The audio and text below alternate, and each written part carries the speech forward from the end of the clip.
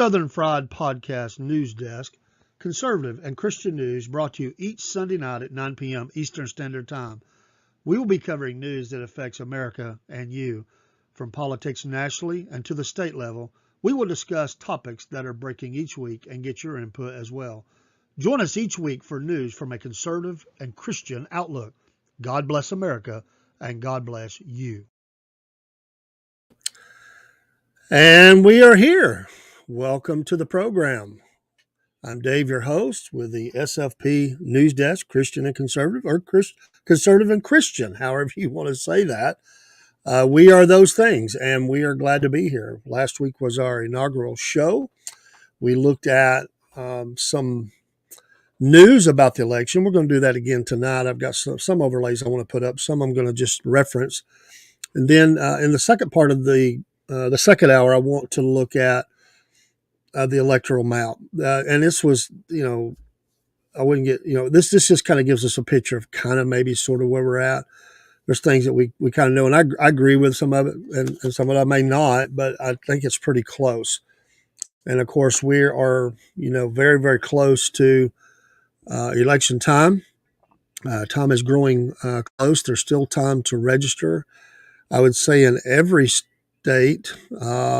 But I don't know the rules in every state. And eventually I want to look at some of the rules on some of these things. And I also want to look at, another thing we're going to look at tonight is debate rules. We're going to look at the rules for the debate. Those have been released. I want to just kind of go through those and see about those. Hello, Daniel. Hello, Tire Man.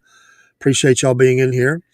But got two or three things I definitely want to look at as we go through the next couple of hours. Hope you'll stay with us or stay as much as you can. And yeah, hi, Sugar Britches. Oh, you done got me. We're sorry you couldn't get on the other night, Daniel, and we hope to have you in soon. And it's not just you, brother. We've had some problems with people coming in from their phones, and we're trying to work all that out. We think through the computer is fine, but we definitely have seen that. So we were working on that this afternoon, actually. And so, problems. I'm not real sure. I don't know what's caused that. We still can get in. Obviously we can, but some of our guests have had problems as well of getting into the broadcast. So that hurts us for interviews. It just means we have to work harder to get people up into the site. And some people don't seem to have a problem. Some people do, but there's definitely been an issue. So it's not just you. Cowboy Cook was frustrated the last couple of days. Wasn't able to do a sports program with me Friday, and then today we were going in to we've drafted a fantasy league, just the crew, and we're going to share that as part of our sports programming. And he had trouble again, so we worked it out. But we are looking into that. We'll try to. Hey, sister, good to see you.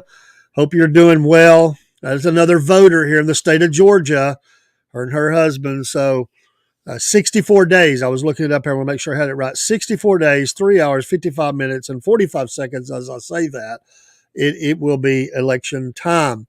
So we're getting closer, and we need to get people registered to vote if they're not registered. We need to get, and really, and that's important. We need to do that. But voter apathy. And next week, I'll go ahead and give you a clue. And I want to look at some percentages of voters in each state who are eligible to vote, and then who did vote in the last presidential election. And I know there are issues, but I want to look at what those numbers are. And in the state of Georgia, I'm hoping to break that down a little bit deeper. We may look at that across the state a little bit and see the highs and lows of that. I think it'd be a good challenge for us. So that's looking into next week's program. But we're definitely going to do that. I'm good. I've had a couple of days where I didn't feel the best. Our crew has went through, I don't know what it is. It's like I tell Robert, I said, it's like all of a sudden we're under attack. Poor old Chris, he has had all kind of health problems, and bless his heart, and he got really sick. He's been out of the loop for, I guess, 3 weeks now, but he had surgery. The good news is we've been announcing that he had surgery. He's on the mend, and we got to get him back because he's I call him the mad scientist. He goes in behind the scenes and does all these things for us that are so helpful, and the store and everything. Him and Robert both have worked hard on that. So he went down. Cook fell, and Cook was laid up. He's better. And then Robert was having some problems the other night. I think it's just nerves, but he was having problems during our interview and had to stop a couple of times. And I thought, what's going on? And then I got a little bit under the weather, and I thought, man, we're gonna have to I'm gonna have to get better here pretty quick. But I am doing better, so appreciate that. Appreciate you being here. This is important, And I said last week, our first really political show. Thank you for that. Our really political show, and we wanted to do it for. Yes, we're conservative, we're Christian, we're not hiding that, and we're going to try to be fair to everything across the board. Another thing I don't know if I'll get to tonight. I want to try to get to. It may have to be next week as we look at some of the other things. Thank you so much, Cook. Thank you so much, and thank you for your patience. I also want to look at, in the 2 hours that we have each Sunday night, I want to look at what the different camps are doing, both camps, as we're heading up to the debate. And I'm going to talk about the rules tonight, but next week I want to look at just the debate and not just the debate, but also the action items that each campaign seems to have. And they definitely have those things. And just by reference, by now, and it's not a secret. I mean, you can see it where they're kind of hammering each one.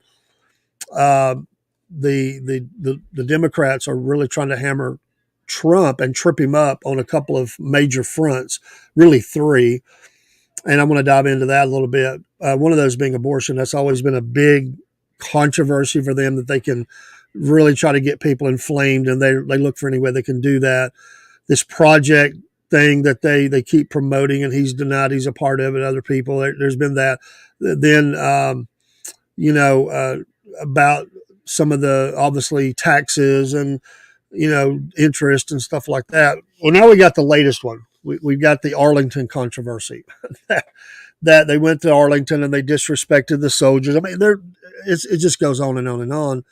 And they weren't supposed to take pictures, and somebody pushed a worker, a member of the military there to the side or whatever. And, everything's under a spotlight right now, everything. And that no one, then the other campaign said that they have never done that. They would never desecrate the Arlington grounds and everything. But then there's video of them doing video and pictures and stuff. And, that's just the silly season we're in. I mean, that's going to happen. You expect that. Does it have any effect? It could, if enough people bought into it, if it was enough that they could really get traction with it. I do want to say this before I dive into the news. I do want to say this. This whole thing and by the way, it's throughout history, if someone's, if we can say it enough, it doesn't matter if it's alive, if we can say it enough, people will believe it. And this whole thing that they have just beat the drums on it the whole time about President Trump supposedly saying something negative, suckers and losers and all that. And that's been debunked so many times. But I do want to tell you, there are some people listening.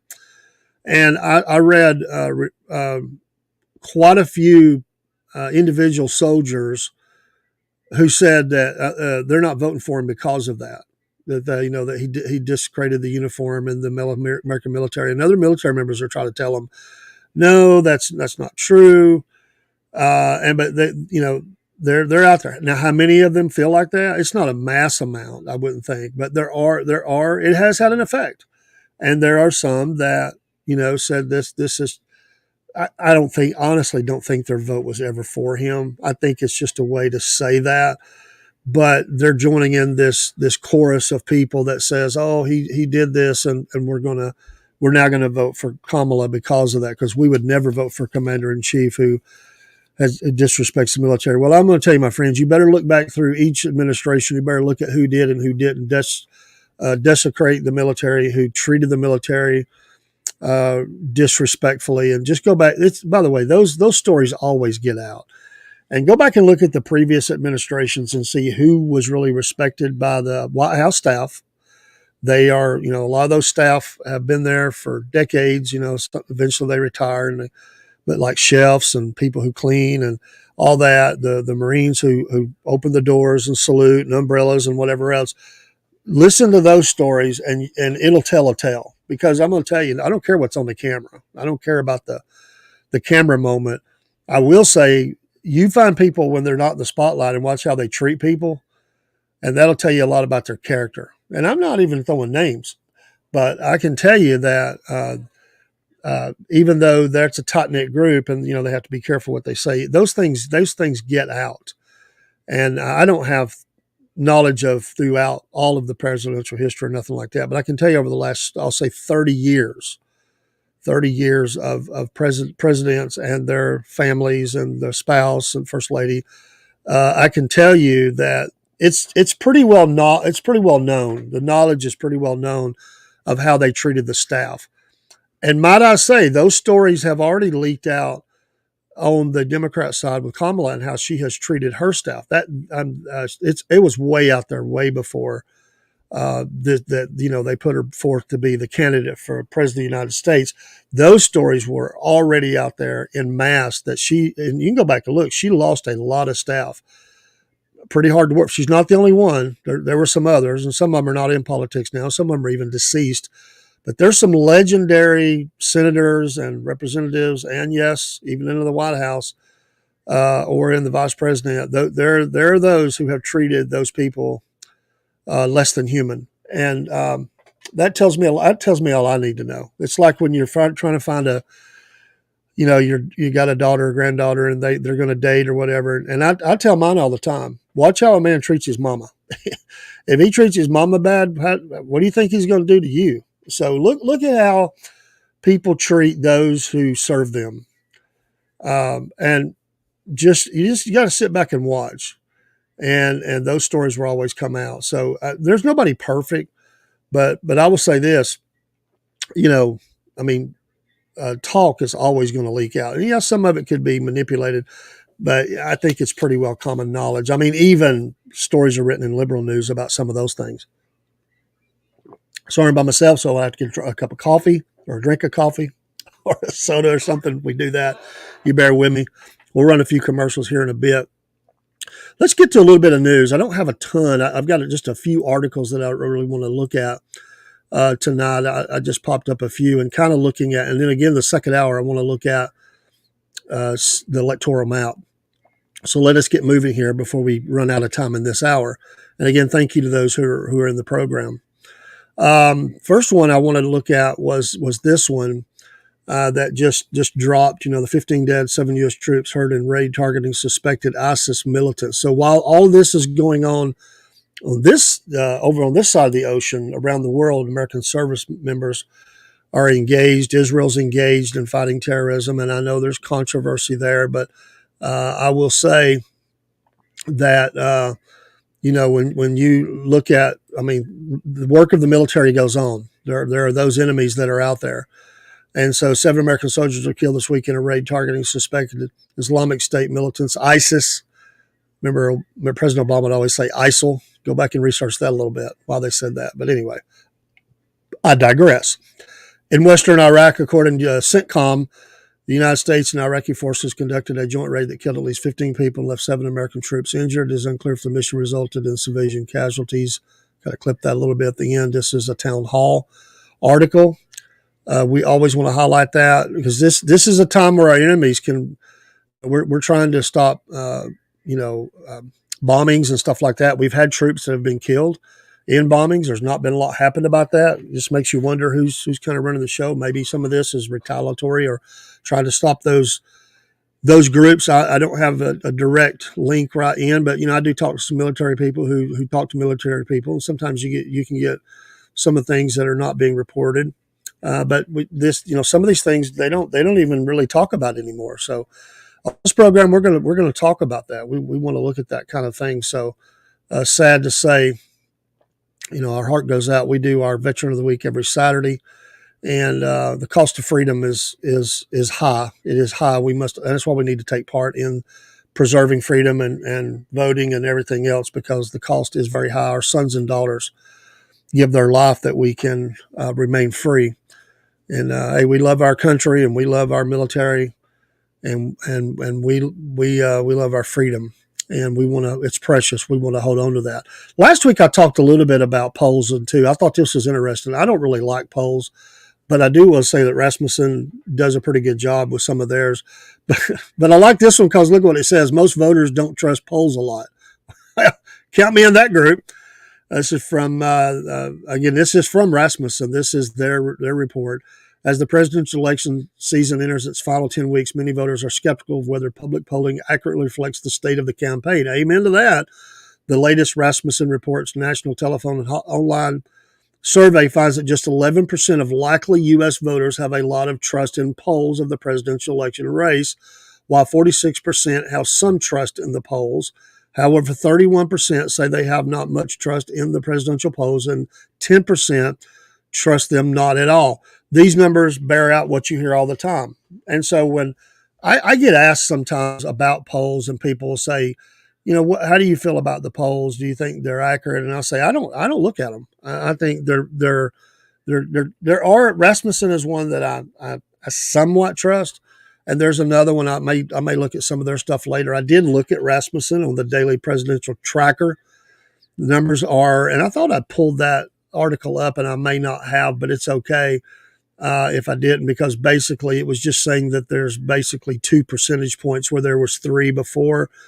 As we head into the debate time, and I may have actually just saved that one in my phone. I had some news that I pulled that I wanted to talk about. But I think that that was interesting because of that. That it's really close, and again, that's going to break down by state. But there was a couple of BBC News articles I did want to look at, and I don't think I had the one on the. I thought I did, but it's just 2 points. But I do want to give you some news that I pulled from in BBC. I don't always go there, but I try to just look at different places in the world and see what they're reporting. It's just kind of interesting. We know that there's a news article here from the BBC about the abortion bans in Florida, and again, Florida is a state that everybody wants. The headline is that Trump to vote against Florida abortion measure after backlash. So this is another area that the Democrats are attacking Trump. They're trying to say he's flip-flopping around on this. It is a hot potato. There's no doubt.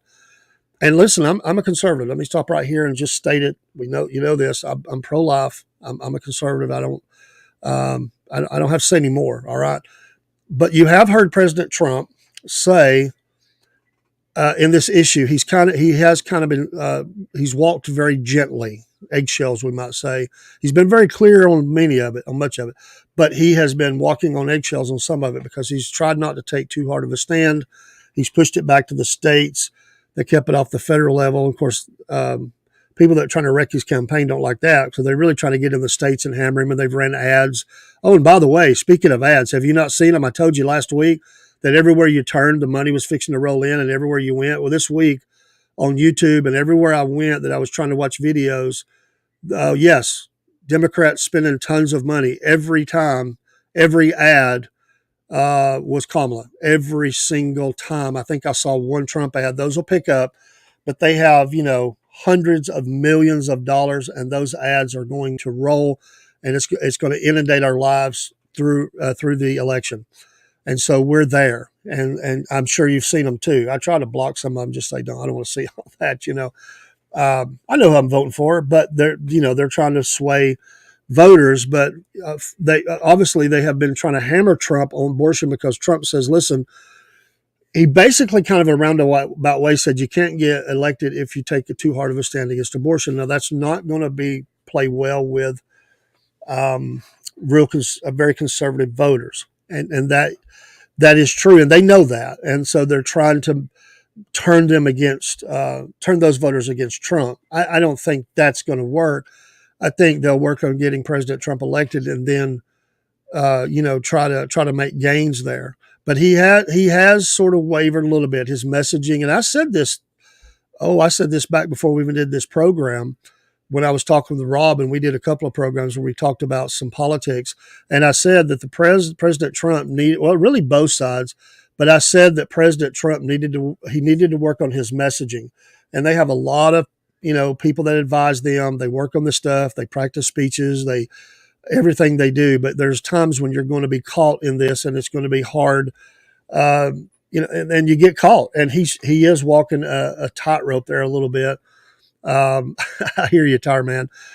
So this was an article. I'm not going to get bogged down in a long article, but this is from Kayla Epstein. Let's give credit to these news organizations. BBC News. Donald Trump has said he will vote against a ballot measure in his home state of Florida that would protect abortion rights after facing backlash from conservative supporters. This is one of those where he wavered a little bit. He left the door up a little bit. It wasn't a hard waiver, but he did swing the door open just a little bit, and they pounced on it.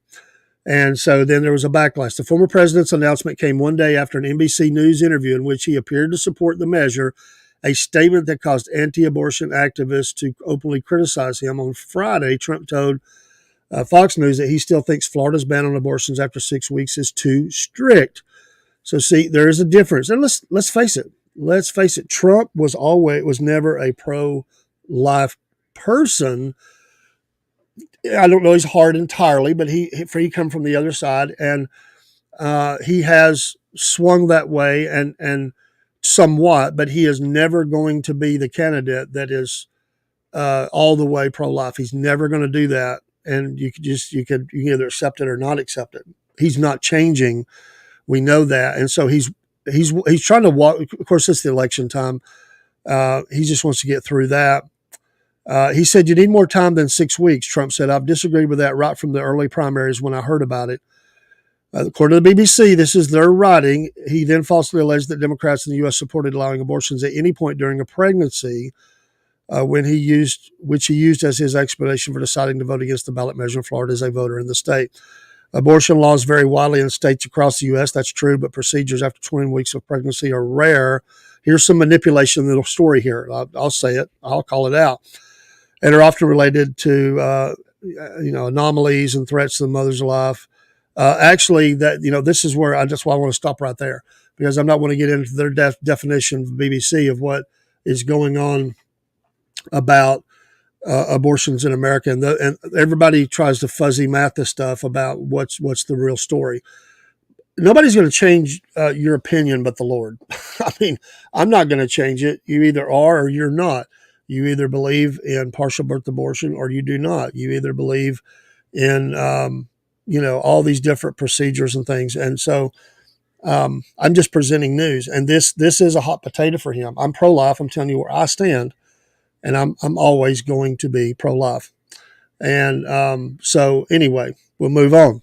But this is one that his messaging, they've smelled blood in the water. And they listen, they've hammered this for 2 years, and it's intensified, and it's going to intensify. Look for this to come up in the debate. This will be one of those that they really try to pin him down on. All right, here's the other one. This is the BBC. I want to get outside the U.S. look, but even though I don't care for everything BBC says, obviously I don't care for some things in that article.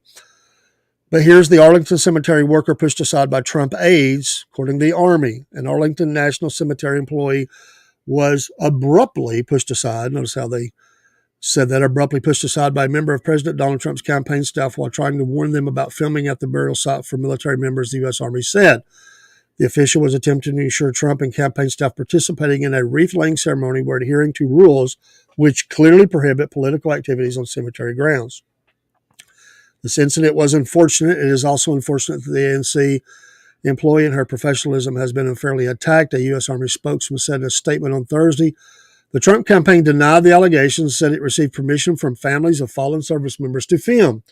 The Gold Star families, according to what they have said, wanted them to do this. Federal law prevents use of the cemetery for political campaigning, and the U.S. Army said participants were warned of the rules in advance. Though the incident was reported to the police, the employee decided not to pursue charges, according to the statement. The Army said it considered the matter closed. Trump was at the memorial to honor the 13 U.S. military service members who were killed during the U.S. withdrawal from Afghanistan. Remember that horrible scene? 3 years ago, Monday, the event took place in what's known as Section 60, where troops killed fighting in Afghanistan and Iraq are buried. Just a little bit more in the article, then we'll go to something else. Trump alleged at a campaign rally in Michigan on Thursday that he had been asked to pose for a photo at the site after the memorial by family members of the soldier who had died. He said he then read later that night that I was using the site to politic. I go there, they ask me to have a picture, and they say I was campaigning. He said, the one thing I get plenty of is publicity. I don't need that. I don't need the publicity. NPR reported that earlier that two members of Trump's campaign staff verbally abused and pushed the worker aside, which he tried to prevent filming or photographing.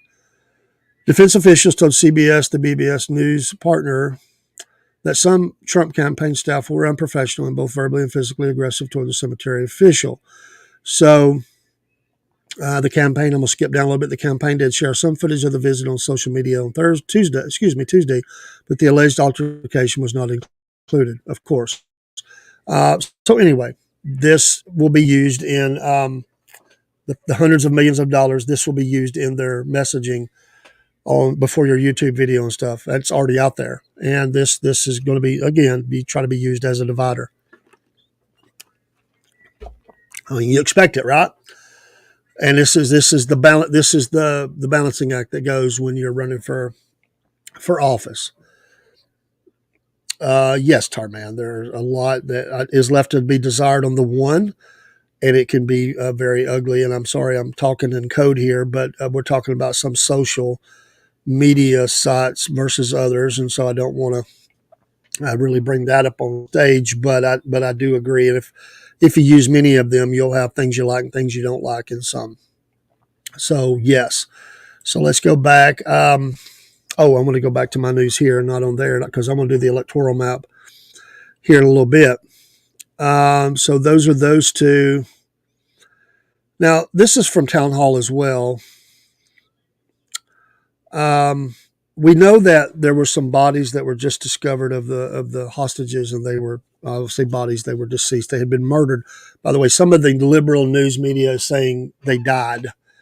The phrasing is, you have to pay attention to the phrasing that they use. These people were kidnapped, tortured, and murdered. They didn't just die. This dying, that sounds like natural causes. You know this. You're educated listeners. I love my crowd, however big it is that comes in, or whoever watches this. You're educated. I'm preaching to the choir, but it is important. Somebody may drop in and disagree. That's fine too. That's fine if they do. Yeah, sometimes we have to be careful, man. You know how it is. There's things that sometimes we don't put up, and don't take those personal. We just have to make decisions on the fly sometimes, and we may get it wrong. I'll admit it. We have a lot of off-camera discussions about when we know we're going to be covering something heavy about areas we go into, and sometimes I think we've crossed a little bit.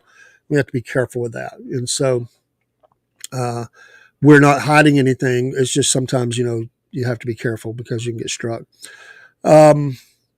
Anyway, this is a flashback tip sheet by Sarah Arnold on Town Hall. It says Kamala Harris told Israel not to go to area where hostages found murdered. The 6 hostages whose bodies were found Saturday in a tunnel underneath Gaza discovered in Rafah were in the same exact location. Vice President Kamala Harris warned Israel of grave consequences if it entered. In March, Harris warned, I wonder if she could go to the southern border and make that same announcement. Grave consequences if people try to cross the border that are not citizens. Oh, I better leave that one alone, right? I mean, come on. She is the border czar, right? They nominated President Biden declared that she was the border czar. Couldn't we have grave consequences if we have people crossing the border to cause us problems and harm? And I hear, what was that I just heard out there? A big amen. I know I heard it. In March, Harris warned Israel of possible U.S. consequences, hinting that it would withhold weapons if it ignored the Biden administration's red line and invaded Rafah. In this crucial town, Hamas terrorists were believed to be hiding Israeli hostages. We have been clear in multiple conversations in every way that any major military operation in Rafah would be a huge mistake, Harris said during an interview on ABC. I have studied the maps. There's nowhere for these folks to go. She has studied the maps. I wonder if she has studied the maps of our southern border. I don't know. Just saying. At the same time, Israeli Prime Minister Benjamin Netanyahu insisted that Rafah, by the way, can I just digress here for a minute? I am a preacher. Got to run that rabbit. But this is a good rabbit. This is a good rabbit. And I heard him make mention of this today. It was the Netanyahu family that went and rescued hostages at Entebbe, right? And his brother died in that raid. He was the only person to die.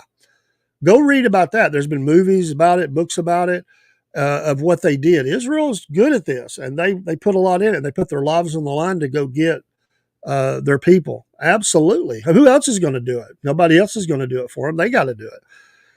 So anyway, at the time, Israel Prime Minister Benjamin Netanyahu insisted that Rafah was one of the last bastions of Hamas in the Palestinian Strip.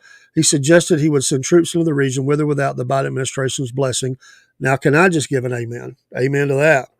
That same month, President Joe Biden also said he was against further escalation in Rafah, demanding that an invasion led by Israel or of the area to be a red line for his administration. However, he returned his comment saying, there's no red line. I'm going to cut off all weapons so they don't have the Iron Dome to protect them.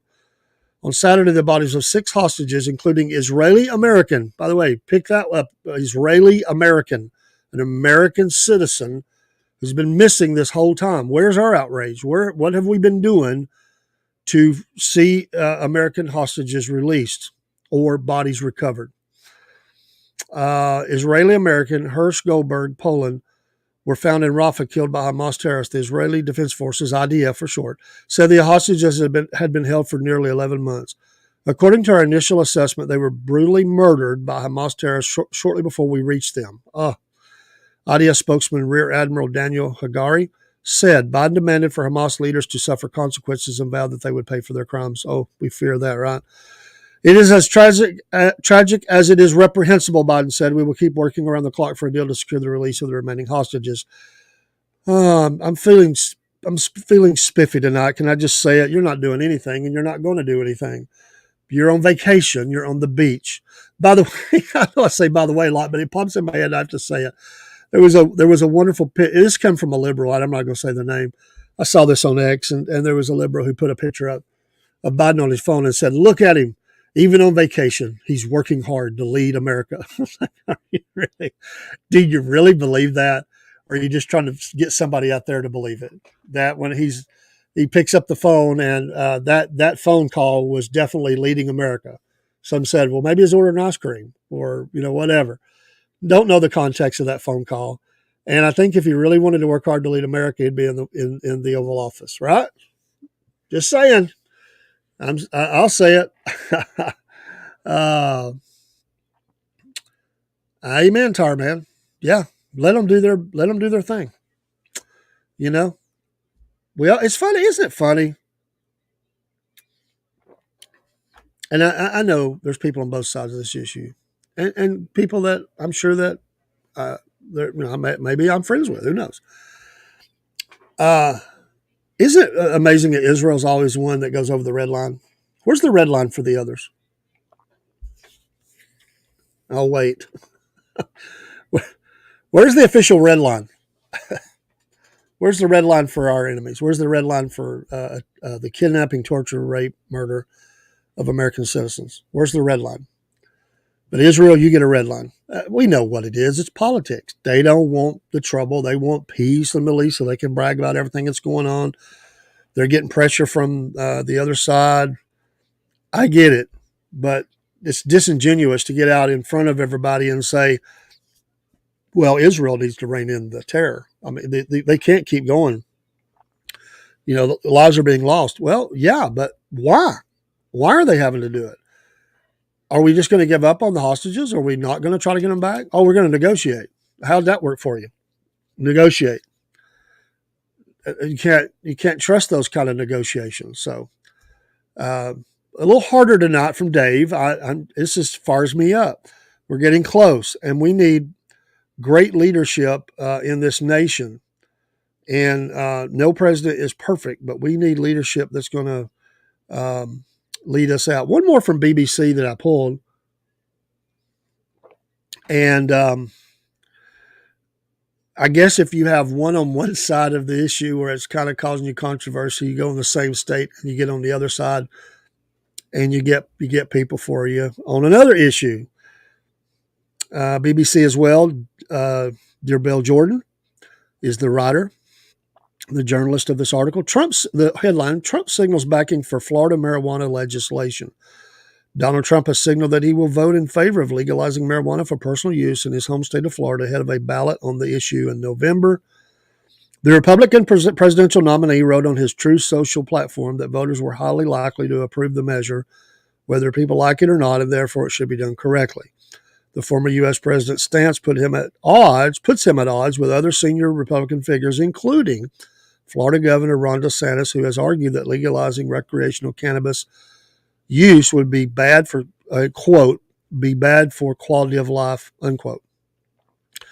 Medicinal marijuana was made legal in Florida in 2016. Cannabis for both personal and medical use is legal in 24 U.S. states, according to the Pew Research Center. A further 14 states have legalized medical marijuana. Trump said, quote, someone should not be a criminal in Florida when this is legal in so many other states. We do not need to ruin lives and waste taxpayer dollars arresting adults with personal amounts of it on them. The proposal is one of a number of amendments Florida residents will vote on in November. Remember, a lot of things will come out on a presidential election. There'll be a lot to vote on. At the same time as the U.S. chooses its new president, Trump is running against incumbent Vice President Democrat Party nominee Kamala Harris. On legalizing marijuana for personal use, Trump said that there would need to be rules in place to, quote, prohibit the use of it in public spaces, so we do not smell marijuana everywhere we go. It's already that way, like we do in many of the Democrat-run cities. Well, I can tell you in the good old Chattanooga, you go places, you smell it. I was doing security one day, and a lady come up and said, I smell marijuana. Somebody over there in a car is smoking marijuana. And I can tell you that the police have absolutely zero interest in following up on that story. It is what it is, as they say. So yeah, we see a lot of issues that are going to be debated in many circles around the country, and some of those are state level issues, and sometimes the president will chime in on them, sometimes not. This is one where he's probably trying to come in there, and I'm sure this is one of those where all those who are for that would be, they would be very supportive, especially if Ron DeSantis, as the article said, is against it. And this is a way to pick up some positive things after he has, picked up some that were not so positive because of abortion. So abortion, and we have marijuana, and another one that I want to talk about is the non-taxing of tips for service workers, waitresses, and the such. I think most people probably support that. Just a guess, an assumption by me, but it is a guess.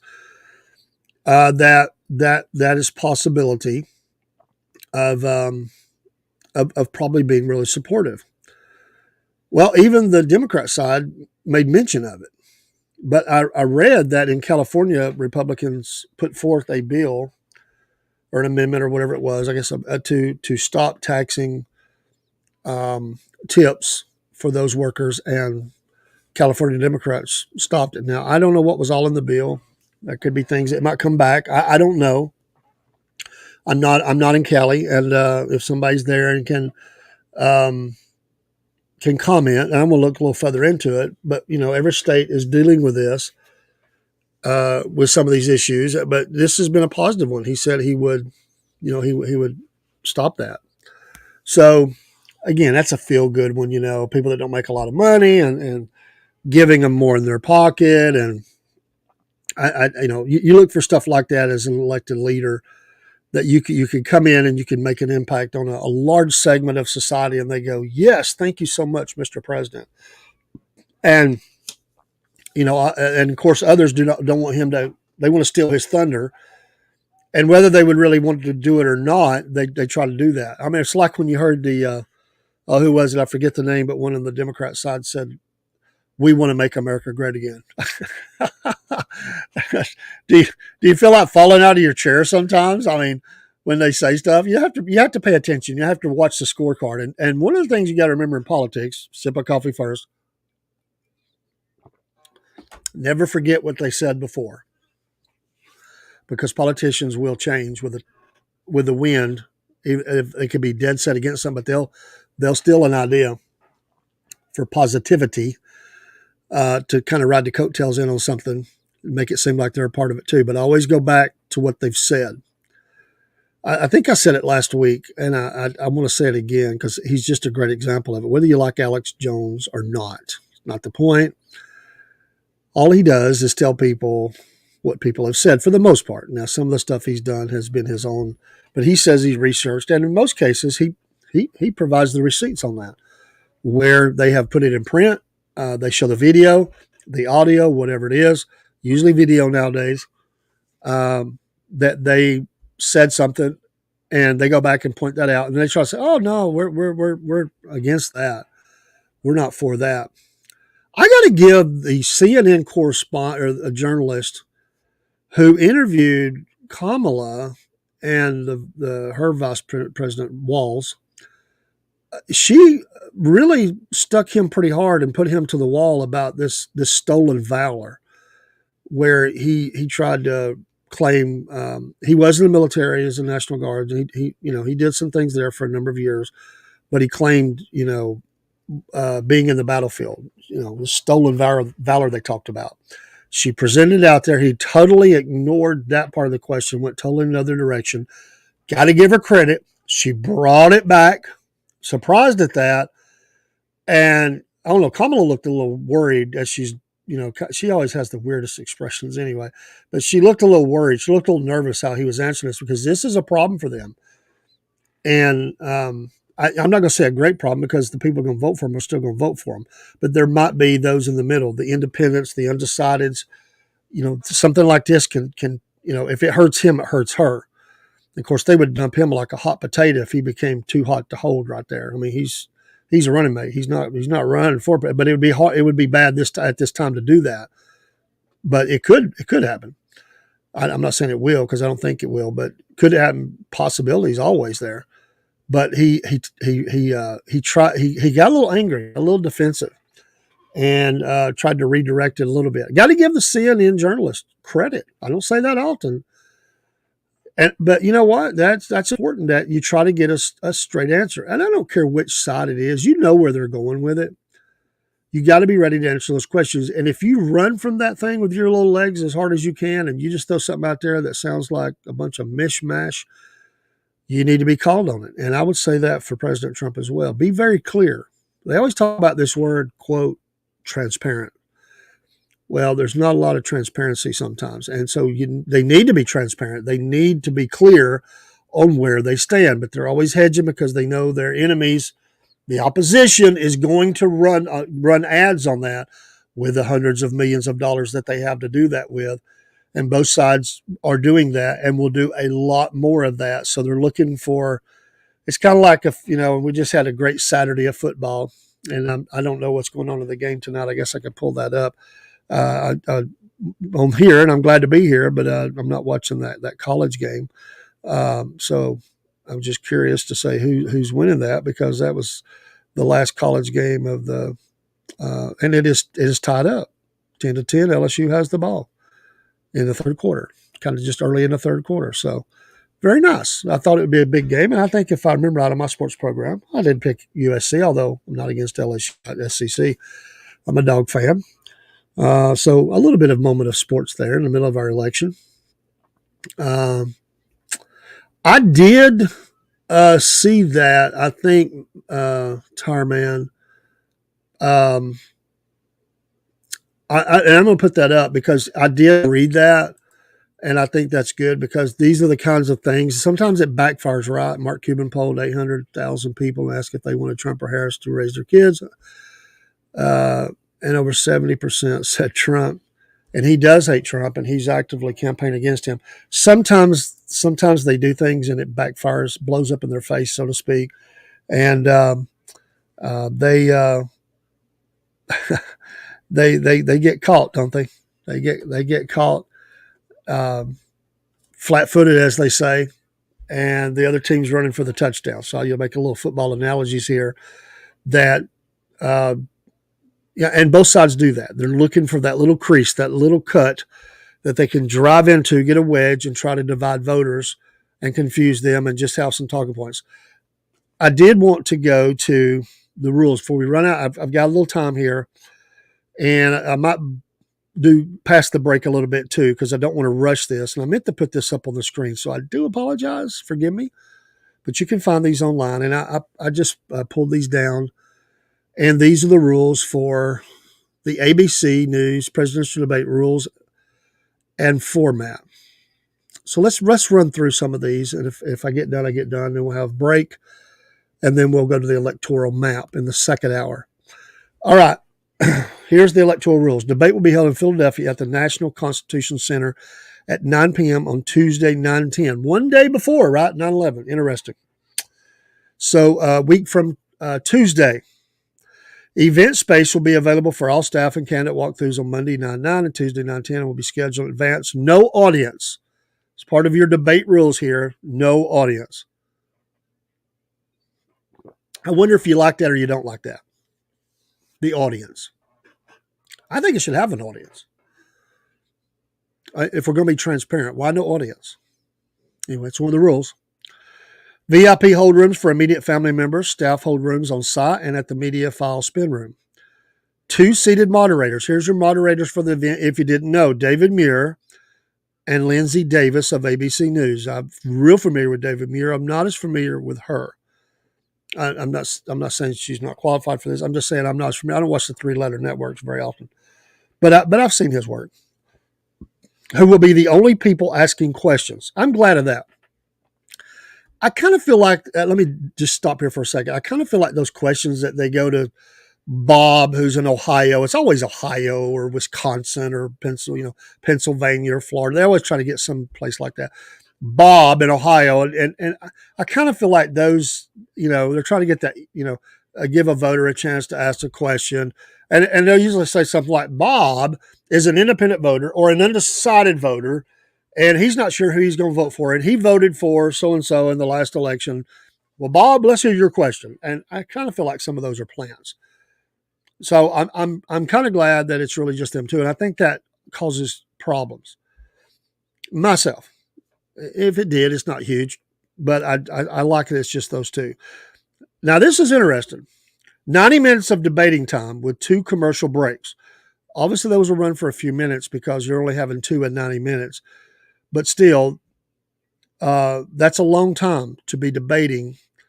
So that's fairly common. But there's a couple of more things here that I want to say in the second part of these rules about the debate. Interestingly, this is in the rules, unless it changes. This is the format. No opening statements. They will be allowed a 2-minute closing statement. I don't get that. Why can't you have a 2-minute opening statement? Hi, I'm whoever, and this is what I want to share with the American people. Look, I'm glad to be here. Whatever. I think it's weird, that the moderators, I guess, get the chance to do basically the opening statement. But anyway, 2-minute closing statement. Coin flip to be held virtually 1 week out. That'll happen on 9/3 to determine podium placement and order of closing statements. Who goes first, who goes last, who's on which side. Winner can choose whether to select podium position or the order of statements. So they get to pick one of those. Candidates will be introduced by the moderators. Candidates enter upon an introduction from opposite sides of the stage. That's always been that way that I can think of. Maybe in some of the primaries, they kind of come out together, but in this, they would come from opposite sides. The incumbent party would be introduced first. That's protocol. Don't see nothing big there. Candidates, now this is what I did want to say. Candidates will stand behind podiums for the duration of the debate, so they can't move. I guess even during the break, they are there for the whole time. No props or pre-written notes allowed on stage. I like that one. Now, I have said that President Trump sometimes gets in the crazy superhighway. I don't know if I've said it that way before. It's like the I-285 around Atlanta. He can't find the exit, and he keeps going by the same exits. And he loves those. He loves those road signs as they come up. I told the Mexican leader this. I told Putin this. I did this. And he loves those, and they're good. But as he goes through them, he tends to want to come back to them. But he can move into other areas, and the debate actually helps him in this. His rallies are kind of filled with some of that. He can meander a little bit. He likes to go off script. He doesn't have to have it printed right before him. He will get back on track, and he's good at when he goes that way. But sometimes he needs to kind of like be brought back, hooked back into the thing. My opinion. This is all my opinion. You can agree or disagree. We don't have to be mad at each other. But I think this hurts Kamala. Obviously, they prep them. They get them in a room and they can set the same conditions, and they play they have people feeling to be the moderator, and they go through what they think might going to be asked. We would hope that nobody knows what's going to be asked ahead of time. We hope, and we hope there's no earpieces in the ear, no signals going on, because this is not her strength. This. Somebody say, man, you've been hard on Trump. I want him to win. But there's some messaging he needs to clean up. But I haven't said much about her. Well, let me just swing that way a little bit. She's horrible in her press conferences, in her interviews. She's never done a good one. I'll say it. She's never done a good one. They're horrible. The longer they go, the worse it gets. And when she gets off script, when she gets off script a little bit, that's where the word salads come in. Well, they come in before that, but it really gets bad. And the cackling. And they're coaching her not to cackle. She's been trying real hard not to cackle. She's had some smiles. She gets that high-pitched voice, and she's trying to go there. And I think they've got something on her that stings her or something. I can't cackle, because that is she loses people at that. And when she starts the cackling, then she just totally it gets way off base. So I think this favors actually from President Trump. So no props, no pre-written notes on the stage. No topics or questions will be shared in advance. You better not. With campaigns or candidates will be given a pen, a pad of paper, and a bowl of water. 2-minute answers to questions and 2-minute rebuttals. Additional minute to each candidate for follow-up, clarification, or response. Lights, we're almost done. We're going to come up to a break. Lights will indicate time left with numeric countdown. Green until 15 seconds, solid yellow until 5 seconds, flashing red at 5 seconds, solid red at 0. And this one I liked, actually. I think it worked well in the Trump-Biden debate, the last one. Candidate microphones will be live only for the candidate whose turn it is to speak, and muted when time belongs to another candidate. Now, some might say, well, you lose some of the quibs and stuff. No, you don't. They just don't talk to each other. Actually, some of the best stuff was missed because they were both talking in some of these debates. They talked so much, they talked over each other, and you missed it. And President Trump is a master at timing, a master at it. He has that Reagan-esque ability to. I won't put him. He's not exact, because Reagan, he had that little thing he did with his head, and the little, like, it looked like the guy, the kid that put his head in a cookie jar. He had this little. You could tell he liked to cut up with people and pick at people and everything. And he was quick witted. I mean, his wit was beyond. I mean, nobody could match him. That I don't think they could. But Trump is very good at it. But his is usually more pointed and directed. But sometimes he will give the old. Just and that says more than anything else sometimes. So he's really good at that. In the debate against Hillary Clinton in 2016, he absolutely destroyed her, but the mics would own at that time. But he didn't go on and on when he said, "Oh, you'd have been in jail if I was president." And that stung her so bad, she really had a hard time getting back. And really, I don't think the rest of the debate was real effective for her because it stung her so bad. It was perfect. You can still do that. You just got to wait. The timing is going to be a little bit off because you have to wait until it's back to you and you can say, can I respond to that? Or right as it comes to you, you just slide that in there real quick. And he did that to Joe a number of times. Biden he got mad. He tried his best, but it just, he didn't know how to do it. He's not good at that. And President Trump is. And Kamala is not good. I do want to give you, let me, that was the last one I seen. Now, if there's more, we'll look and find it, but that's all I had on that, on the rules. But let me say this as well, then we're going to take a break. And you know this, to my faithful listeners here and people that are really connected and watching. This is another reason why I think the microphones off are perfect for this. It favors Trump because Kamala Harris wants to talk tough and use her line where she says, I'm talking here, and try to make him look like the mean old man. I don't care if anybody agrees with me or not. It's obvious that's a tool that she uses. I don't really like it when she pulls that card. It doesn't play well with me. If you did that once, depending on how you used it, maybe it would have to be dear. The conditions would have to be right. But if when you use that over and over again, you're just being a smart aleck. It does not work.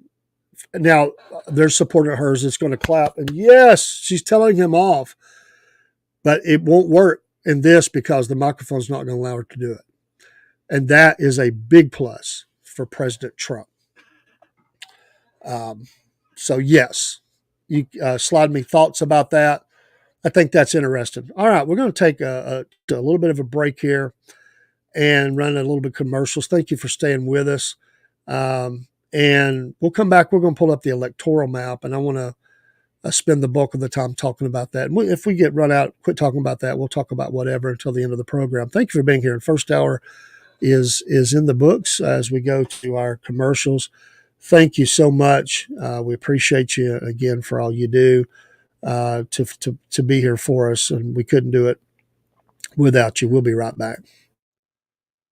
Hey, this is Dave with the Southern Fried Podcast. Please join us each Wednesday evening as we go live for Hump Day News, where we talk about a little bit of everything. We'll laugh a little bit. We'll tell you a little bit of sports news and other news that's going on.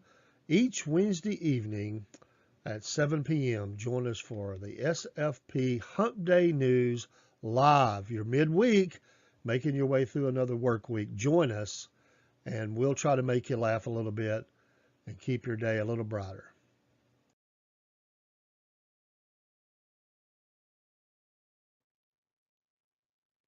Hey, this is Dave with the Southern Fried Podcast.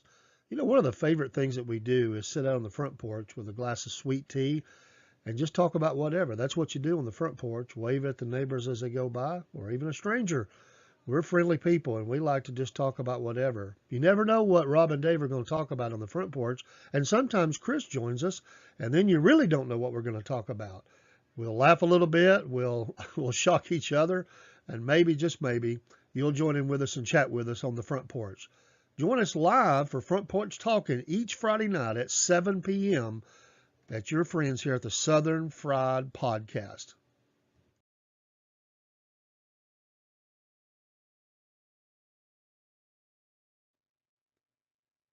Here at the Southern Fried Podcast, one of the blessed things we've been able to do is partner with the wonderful people at Animal Rescue Alliance, Inc., ARA. These folks are a no-kill shelter in Donaldsonville, Georgia. You see the contact info on the screen.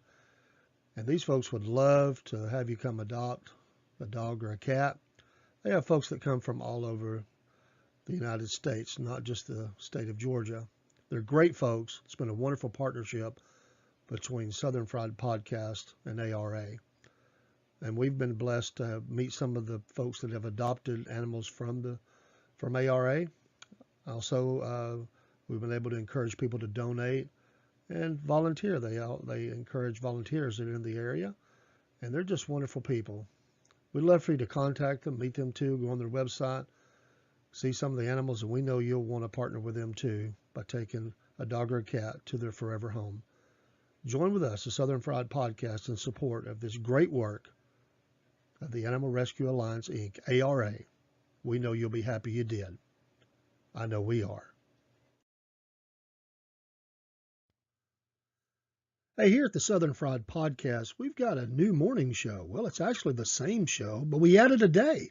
We're now on Monday, Wednesday, and Friday, starting at 6 a.m., And we go till about 7, maybe a little after if we're having a really good show and we just want to keep it going for a few minutes. But it's usually about 6 to 7. We hope you join us.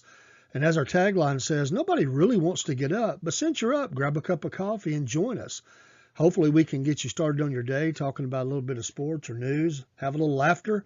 Everybody needs that in the morning, along with that caffeine. And hey, we're trying to get you awake. You might be trying to get us awake. So join the chat. Let us know what's going on. Sometimes our best programs are from the chats that people tell us some things that are going on or remind us of some things or correct us on some things. Hey, all the above. We hope you join us on the Southern Fried Podcast morning show, Monday, Wednesdays, and Fridays. Have a great day in Dixie, and God bless. This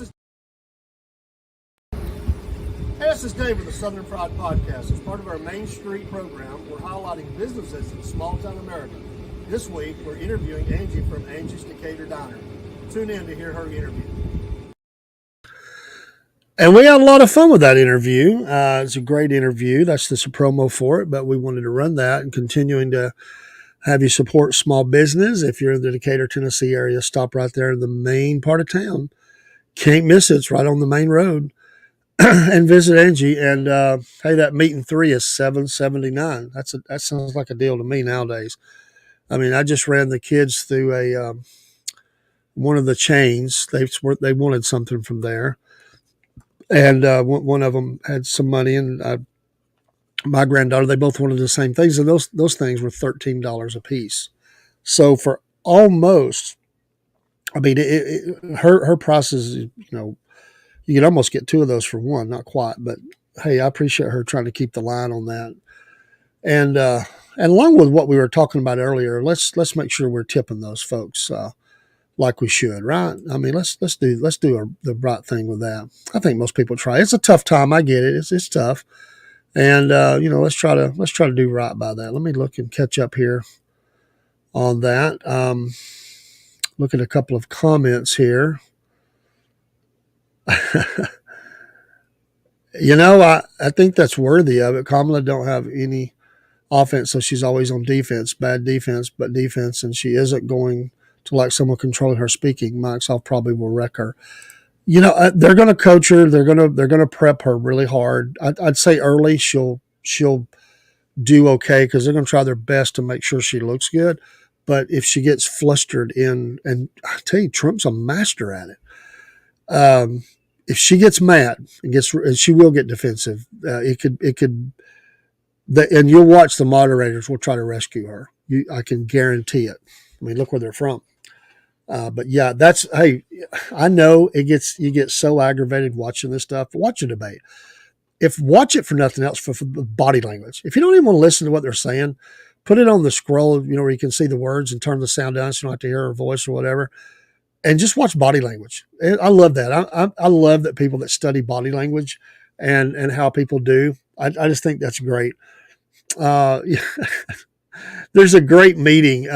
Is years ago, President Bush, the son, W, and Vladimir Putin, and there's this great scene. I don't know if you've seen this, and there is a thing. It's unwritten. It's these unwritten rules where if you're shaking hands, you want to make sure your hand's on top, and there's this this interplay that goes on where they're both trying to maneuver that way, and both of them know what they're trying to do.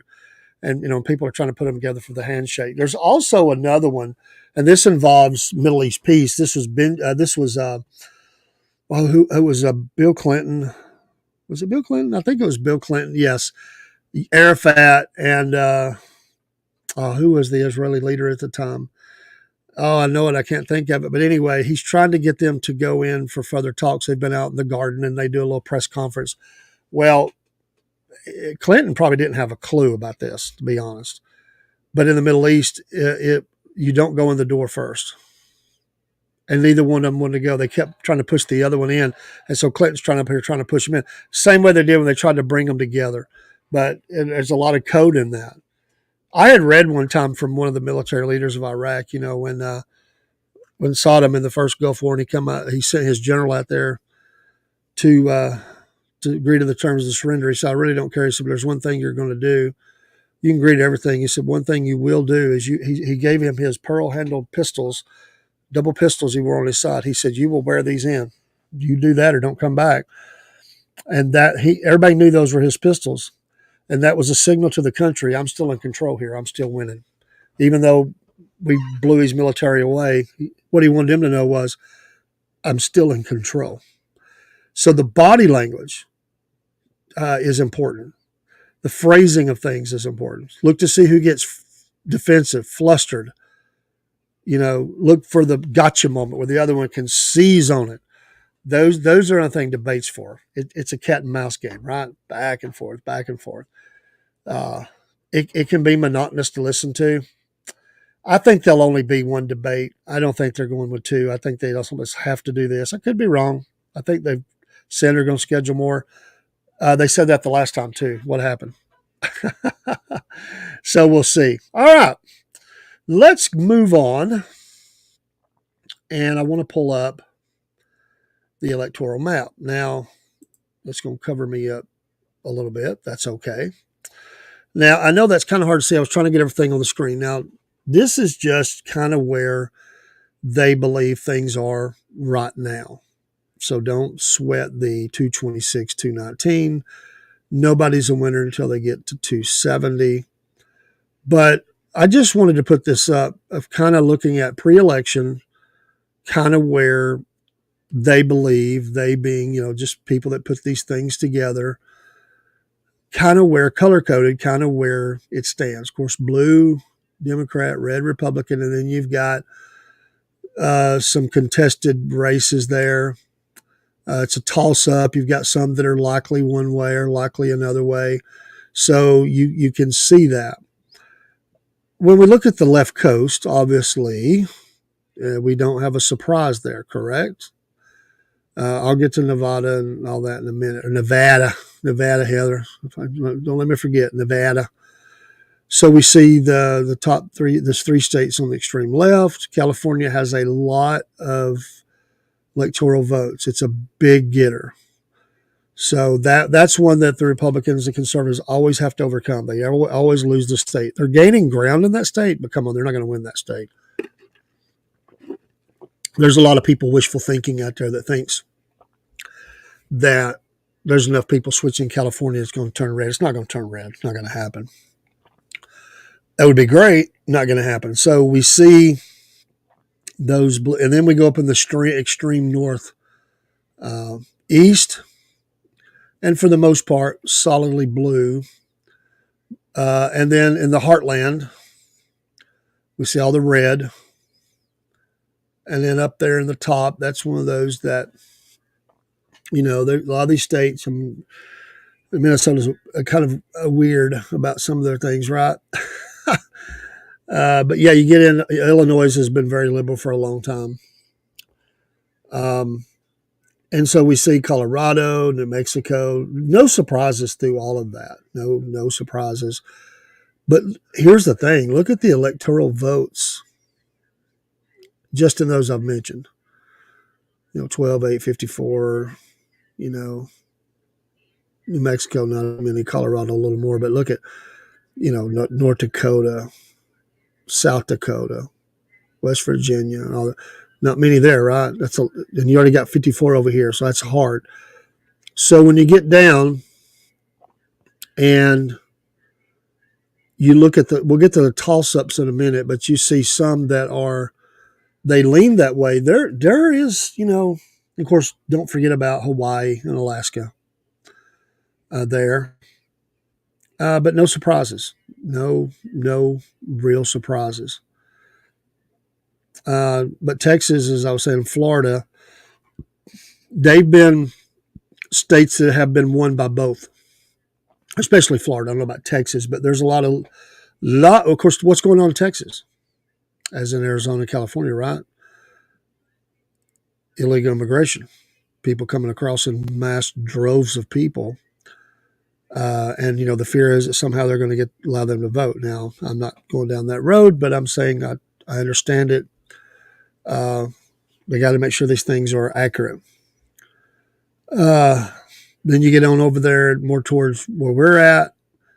No surprise, Alabama, Mississippi, Louisiana, Arkansas, Missouri, Tennessee, Kentucky, right down the line. Um, but let's get into a couple here, like Texas, Ohio. It's always Iowa.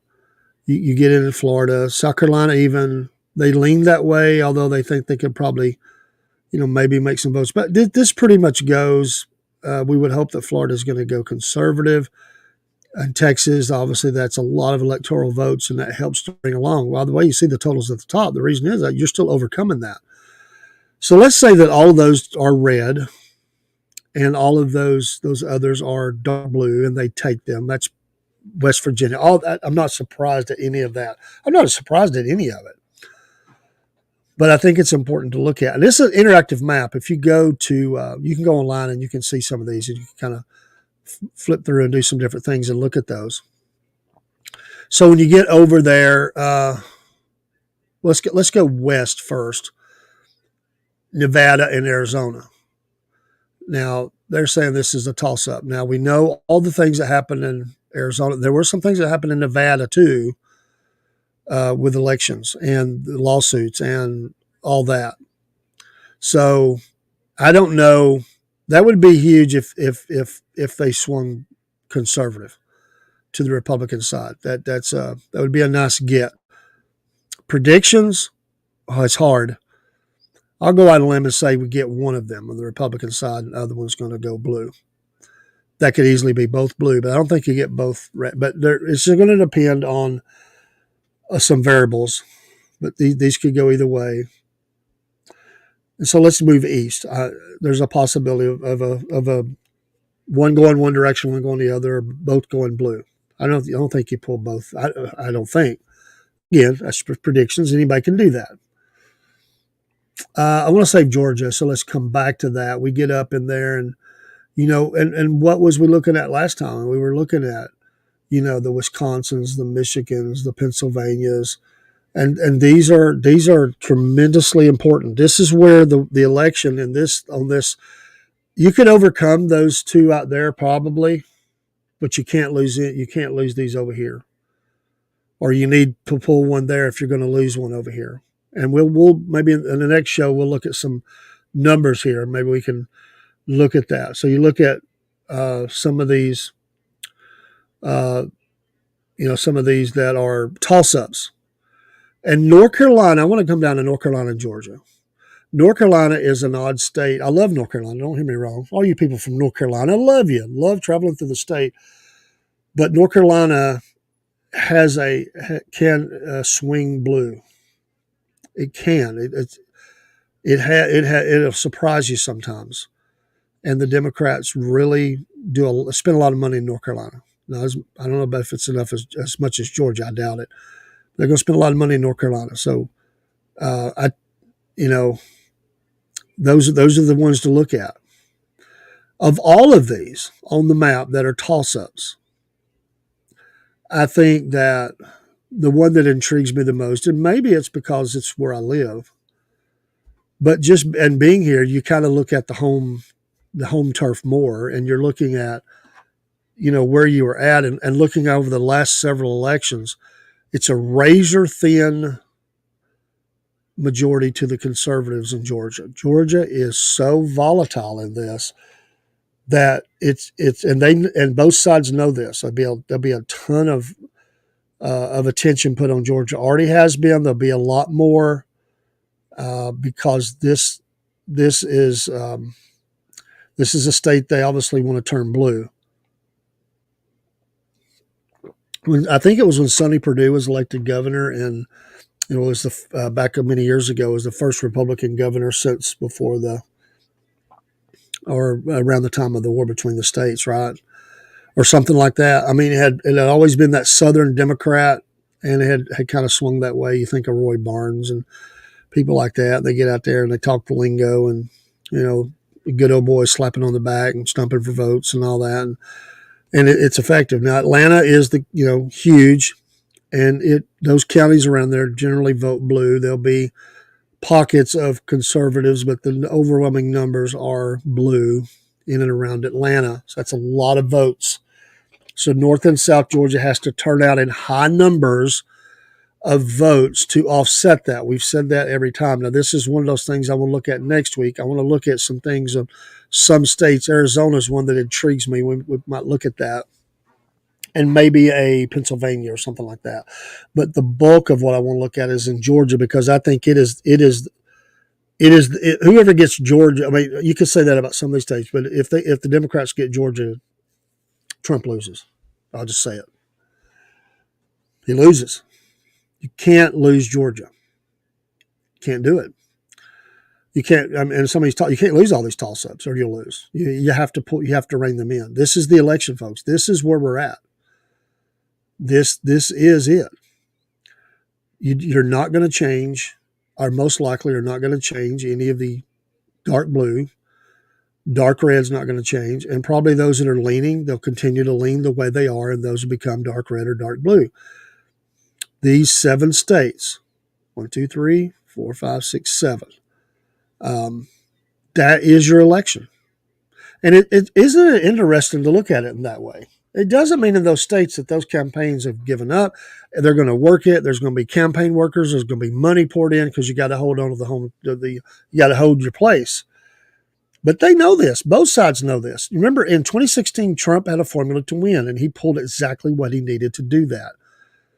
In 2020, just not even going down and talking about all the controversial stuff, he didn't pull in a couple that he needed, and it cost him.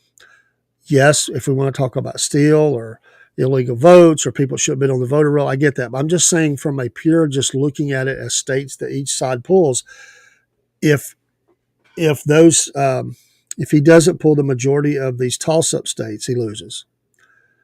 And we'll look at, because you're looking at right now, just in what's leading and what is already there, that's your 226 and 219. So it's very tight, very close.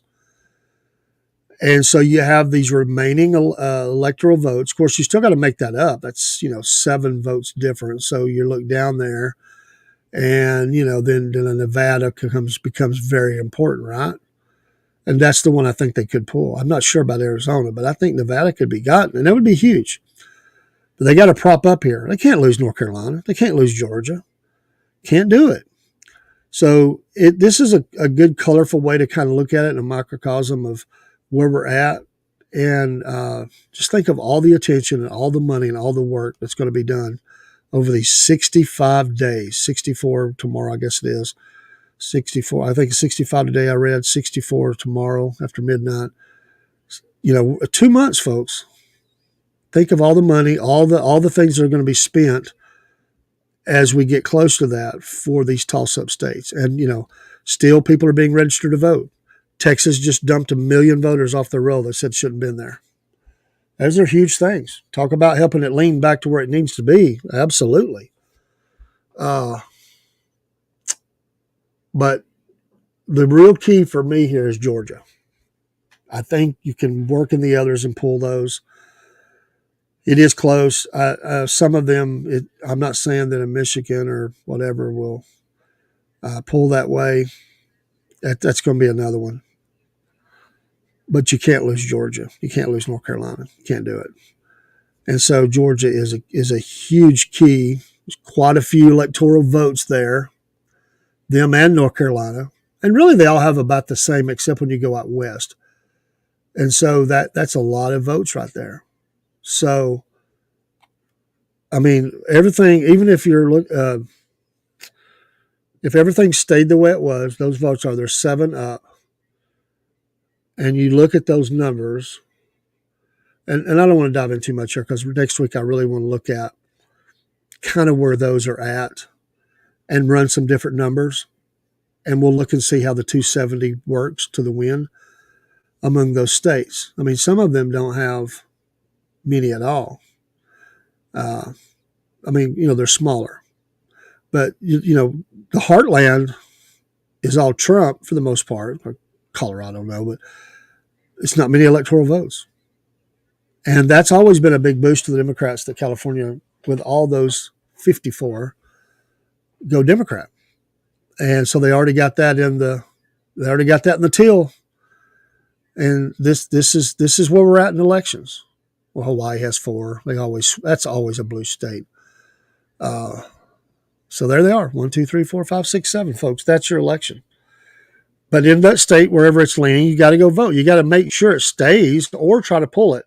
So I want 2 things I want to look at next week. I do want to look at, especially in Georgia, voting percentages. Voting percentages not in candidate. How many came out to vote that are registered to vote? That's another tale. And man, in these toss-up states, you just cannot have people sitting at home not going and voting. We've got to have a turnout like we've not seen maybe ever before. All the country rides on this. And it's very important that we, pay attention to that, because that is tremendously important, that we get those pulled in. And so anyway, I'll drop this off the screen. I think that's enough said.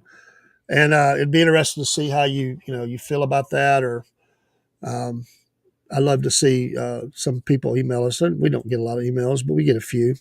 But how do you feel about that? And if you're in Georgia, which a lot of our listeners are, not all, but a lot, how do you feel about elections in your state? I mean, where we're at is conservative, but again, county by county, and you got to overcome those big counties around Atlanta. So it's kind of like that map, but it's just in a state.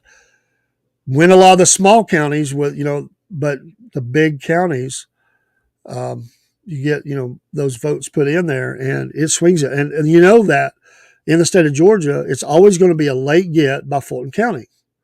Those always come in late, and sometimes Gwinnett, and there's Cobb, but Fulton's always one of the last ones. And it'll always be one small county down in South Georgia, mid to South Georgia. It seems like there's always one. They run into some problems, they can't finish, and so it's a few thousand. It's not much, but those count, and they're waiting on those to come in Fulton County. So in the last election for the run, you had the senators, and Herschel Walker was running, and that when they were leading, yes, but when Fulton County came in, the election was over. So that's going to be the tale. And there's going to be a lot of attention put on those parts. I mean, just think of all the money, like I said, all the money that's going to be spent in those states, especially Georgia. They've already came here a lot. Again, they're sitting on hundreds of millions of dollars. It's going to be the big blowout. It's already started. They're going to come after it hard, and try to pull some votes there. So, LSU is now leading South Carolina in the start of the 4th. USC has the ball 17-13. We always got to keep up with that. And the Atlanta Braves and the Phillies are tied. We can still talk sports again in a political show. But hey, we love America. We love our, what is it, the baseball, apple pie, all those things. You want, and I think they lost power or something too in that game. Seemed like I saw people talking about that. Just looking at some of the scores. I'm a sports guy too. But we love America. Apple pie, mama, pickup trucks. We want our freedom. We want our rights. We do not want, we don't want to lose those things we got. We know we're in trouble. Almost $35 trillion in debt. Both sides, it don't matter who wins. Somebody's got to do something with that. We've got hot spots around the world. We've got a dollar that's being attacked by the BRICS and different things that are going on. Inflation is out of control. We're losing some things to foreign competition. Lots of issues. Lots of issues. Going to the grocery store and feeling like you've been in a highway robbery. Everything's going up, and people just don't have the money. Tire man, you talked about that and how the struggle it is to get food and anything. When we said you went and picked up some things, and I'm thankful those resources are there for you. And I hope that one this morning. I don't know. I don't like it when somebody sends something, say send it to my PayPal. But if they really have need, there are resources out there that can be had. So yeah, you get stuff like that. But yeah, how do you feel about it? And another thing, as we get in the last part of this second hour, and maybe just chit chat about some stuff, I would like to throw out there: do you like to early vote or vote election day? Now, I want to say I've kind of changed on this a little bit, but I still do both, and I have because I do help with elections. Um, I used to always vote on election day. There was just something about that. Getting up, even if I was working, getting up. I used to be one of the first two or three to no more than the fifth one in line at my precinct, and I would vote on election day. Put the sticker on there. I vote in Georgia, and go on to work, whether that's a primary or whatever the election is, runoff. Don't matter to me. It's the same feeling I have. It's an honor to do it. I'm glad that I have that right to go vote, and I go on election day. However, I have shifted a little bit, and I have for sake of things because we might was going to be out of town, or I had something at work, and I didn't want to have to competition of trying to vote and do an early thing at work. So I have early voted, and so I'm not again either one.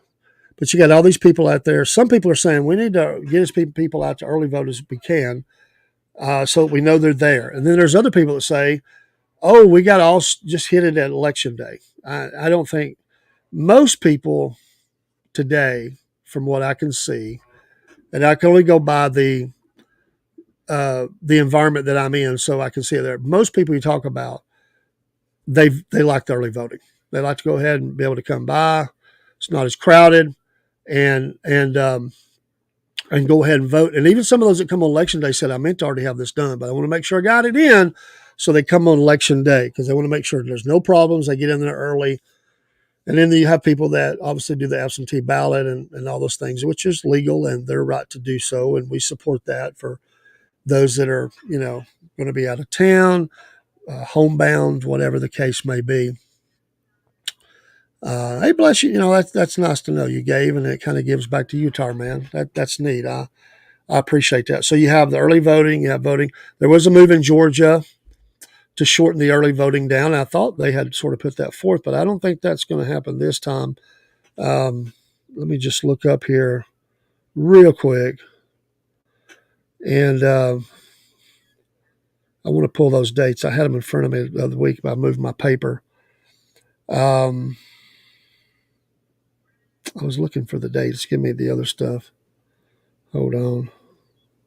Y'all are much quicker than me. You'll probably find it before I do if you're looking it up. Uh, let's see here. Here's the article. Early voting. And of course, they do some varied times as well. They do some varied times. But let's see here. Early voting, October 15th. The registration deadline, again, is October 7th. We've already reported that. Request for absentee ballot, October 25th deadline. Election day for general election, November 5th. So early voting starts October 15th. So we're still sitting on the those time frames. So and there is some Saturday early voting in that. I didn't pull that up, but and there's a couple of one or two late nights that they do. So they're there later instead of the 5. This is all designed to give the voters as enough time to get out there and do the voting and get it done. So, they try to do as much as they can to make that as convenient as possible so that nobody can say, I couldn't vote, I couldn't have time. Now, I always think some of that's a lot of excuses, but I appreciate that they do that. And I've been a part of those. All the poll workers and stuff, managers, they're out there helping and, they're putting their time in to so that people do have that. Some of you may not drink coffee at night, but I have not had coffee all day. I know it's hard to believe, but I just kind of got up and got going. Didn't feel great. And that coffee is kind of sort of hitting the spot tonight, at least in my, I was yawning this morning at church a little bit. So, but yeah, early voting election day. And what's your thoughts on that? What is the phrase everybody's saying now? Too big to steal, too big to rig, too big to rig, too big to rig.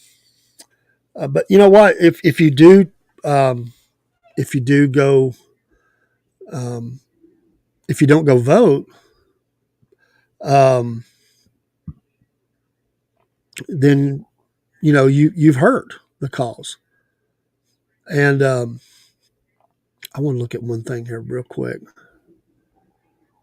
Let's see here.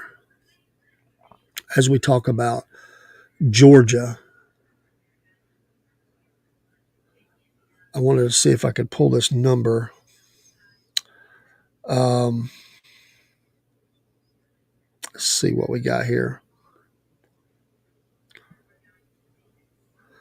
That's not what I wanted to see. So I may have to pull it another time. I don't want to be trying to do that while I'm on the air.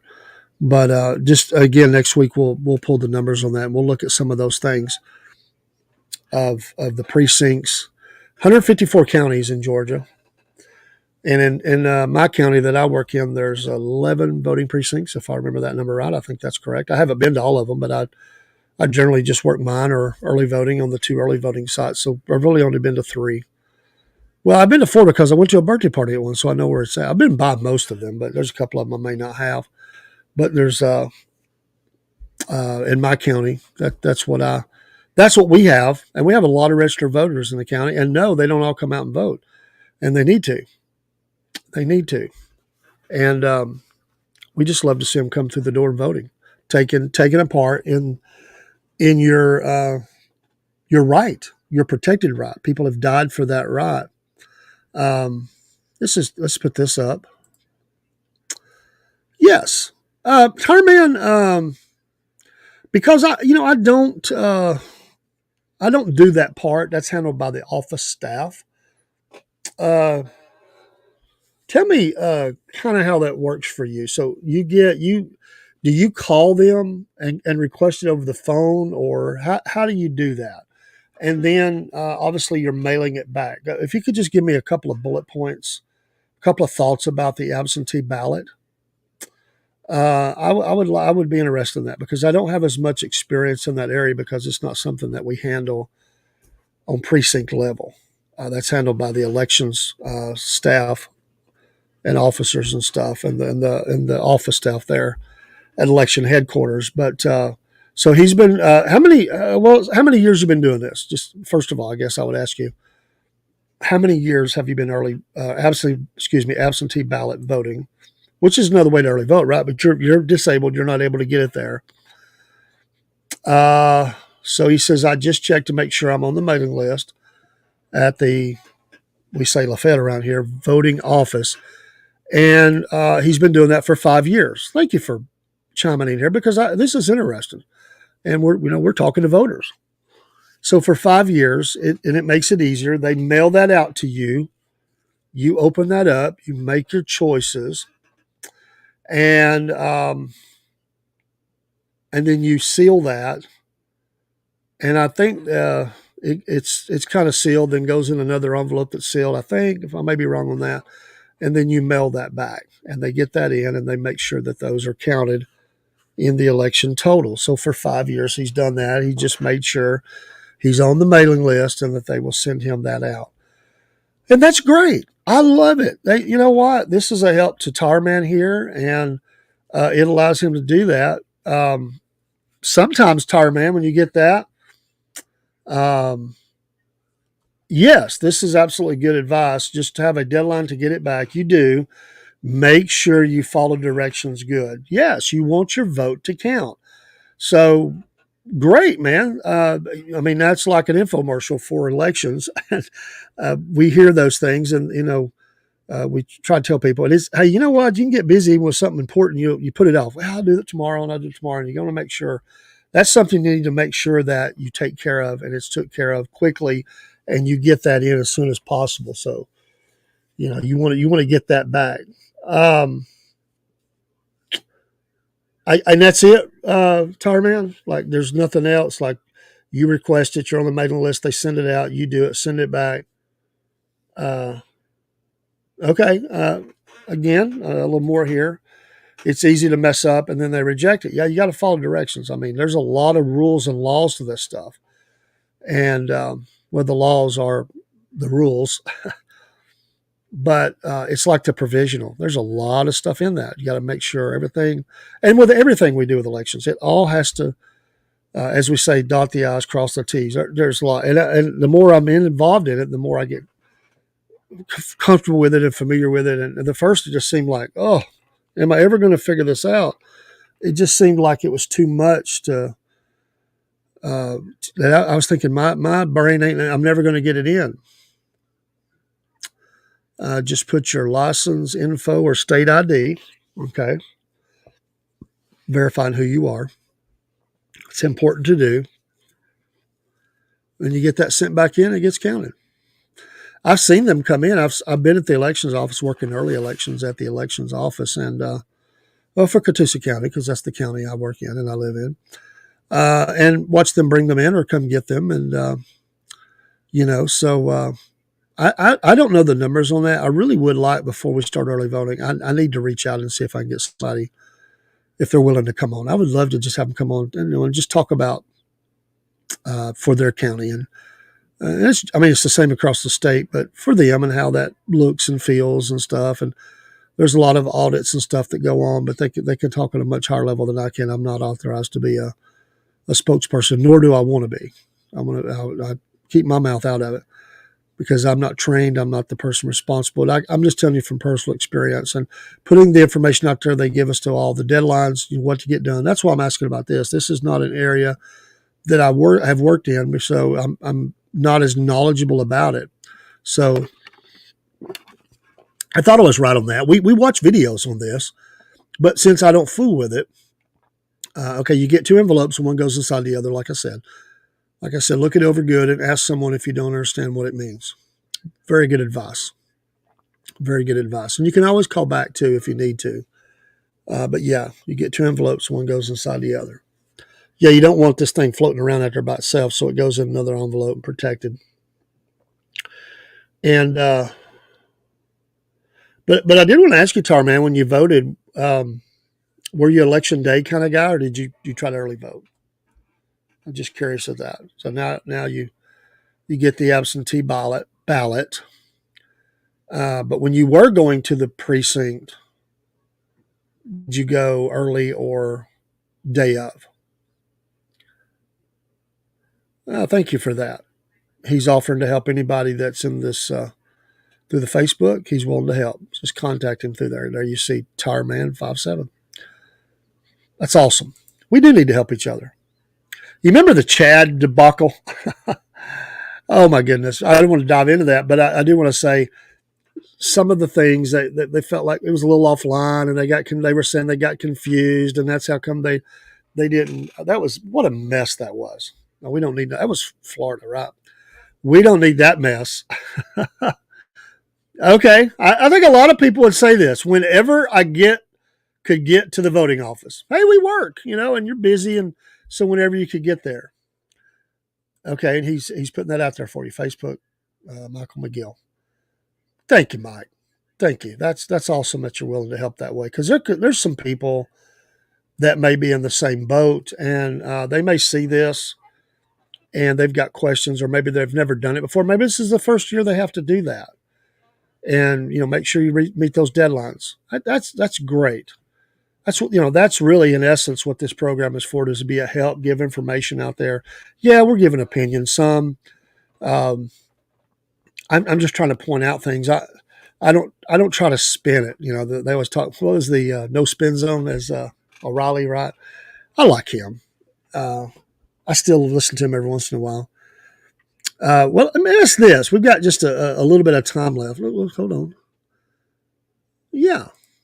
You know what? We can all do something, right? I can't do much, but I can help in a ballot. Bless your heart.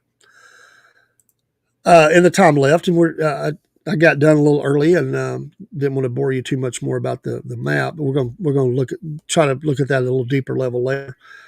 And I know Tarman, he's got comments on thoughts on this, and I don't know who else might come in here. But who do you like to listen to for politics, as far as announcers, people with shows?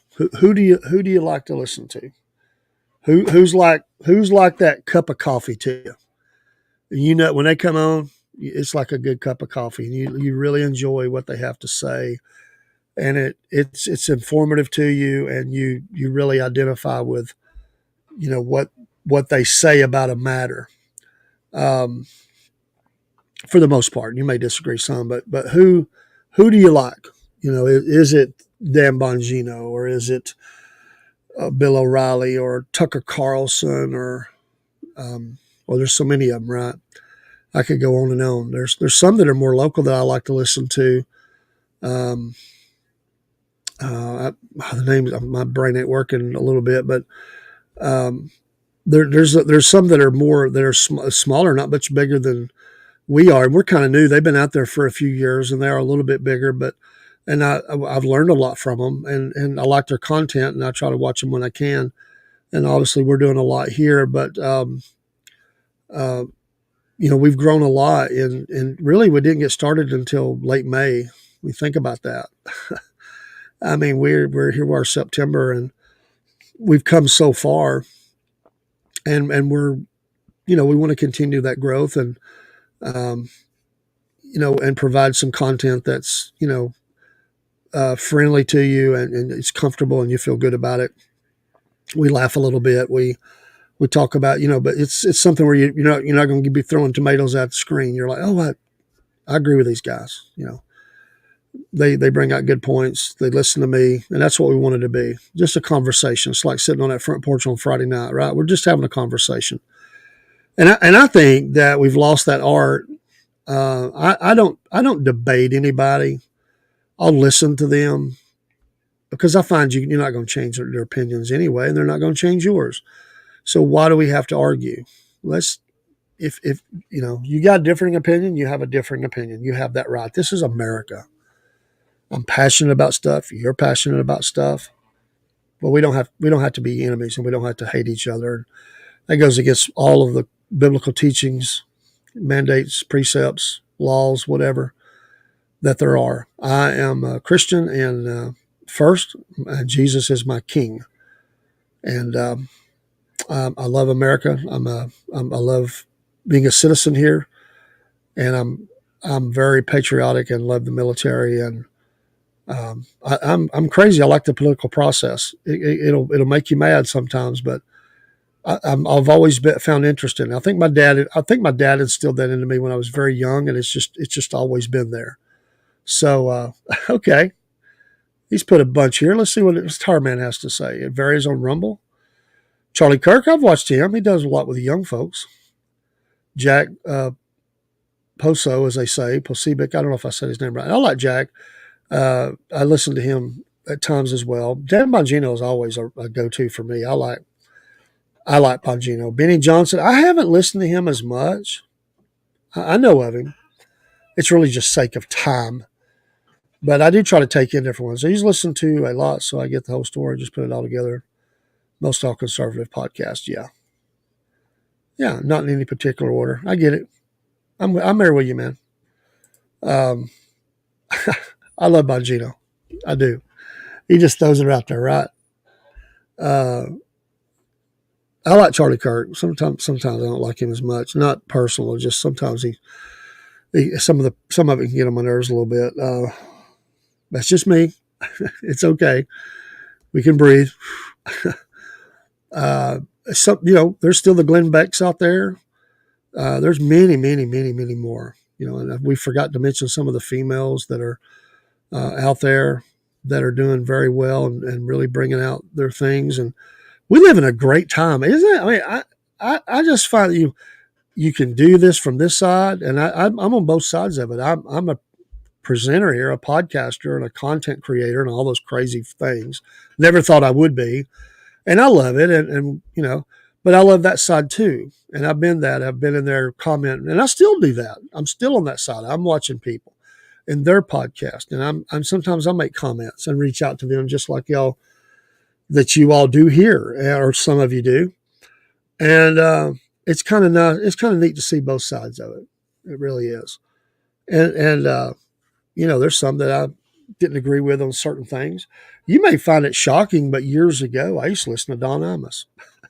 I didn't agree with his politics at all, but I like to hear what he had to say. He would call out liberals. He would flat call them out.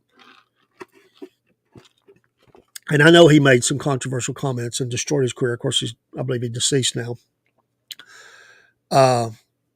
But he was brash. He was kind of funny. But I want to tell you something. The reason I brought him up is this. I remember when John Kerry always tried to talk in the deep voice. And John Kerry was running against Bush. I remember Don Amos in the Morning out of New York, and he was up there and he was saying, could somebody, and he was a liberal. I mean, that's what he was. And he was for John Kerry, but he cracked me up. He said, will somebody just tell John Kerry to shut up? John Kerry, please shut up. The more you open your mouth, we're losing. We're losing votes every time you open your mouth. And in that election, he was saying things that was off the wall. His phrasing was wrong. He was off point. And Amos said this, and I don't know whether it was true or not, but I understand what he was feeling. He said, some have said this about President Trump. He said, if you just shut your mouth, we got this thing. We'll win. If you keep running your mouth, we're going to lose. Well, he lost. And there were some that have feared on our side, I say ours, conservative side, conservative circles, that President Trump, and watch it. And that's come up in this, and I haven't said nothing about it. I have said a little bit, the phrasing and messaging and all that. And there are some things that are trying to steer him away from, and to be very careful. It's landmines, eggshell time. Let me pop this one up here. What you got to say? I just try to pull it on get in my brain. I can take off a lot more time. So, yeah. And I do like Beck. He pulls out some good things. Beck came after him because of all the things that he pointed out. He put one too many of them pictures up there of different people and showed the connections between them. And they came after him full bore. Now, I don't agree with his theology and all that. But he's still out there getting it. What I was going to say when I started doing that, and I got a little sidetracked, is that's the beauty of all this, is when the majors try to just cancel them out, because that's why they want to control the internet. They want to destroy your voice. And now I'm nobody to them. I'm not big enough to be on their radar. But I can guarantee you they don't like my content or Rob's content. They know where we are. We're not afraid to put the hat on the screen. Kind of got it bent there. That's my 2021. There's people that they don't want that. I don't care. I need to get it put up behind me right here. I need to get a new one. But that's the beauty of having this. And you are correct on this. You are correct. He's really been busting them.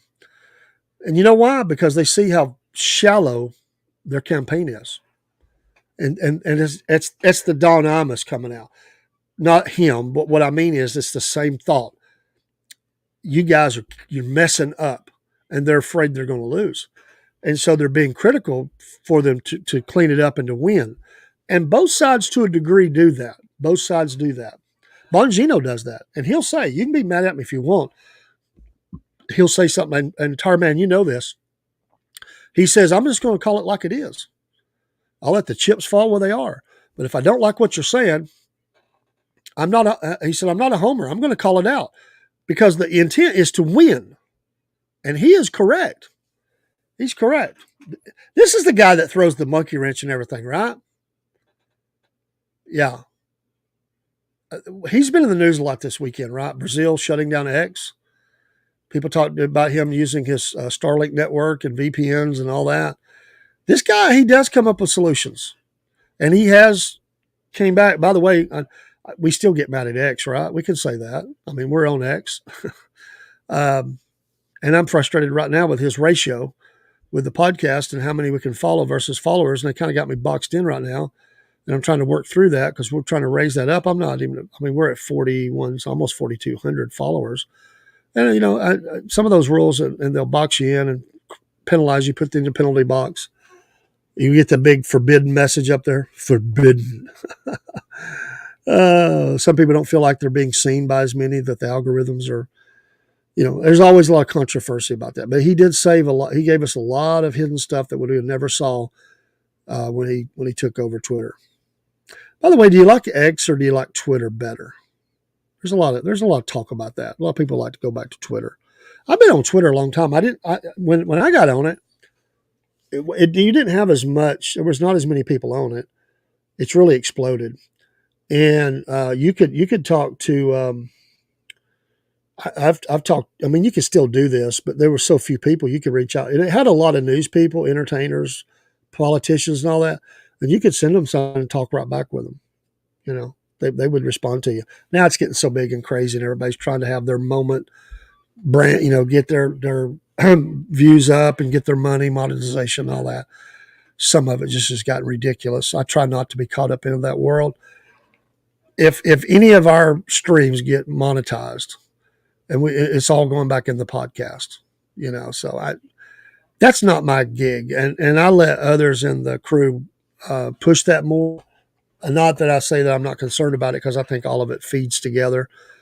But honestly, I'm not in it for that. Okay, I see you there. Had a rough time on X until I got over 5,000. Then I dropped the blue check mark and I'm limited on post. Okay, yeah. So maybe you get over 5, then it opens up. So I'm trying to get there.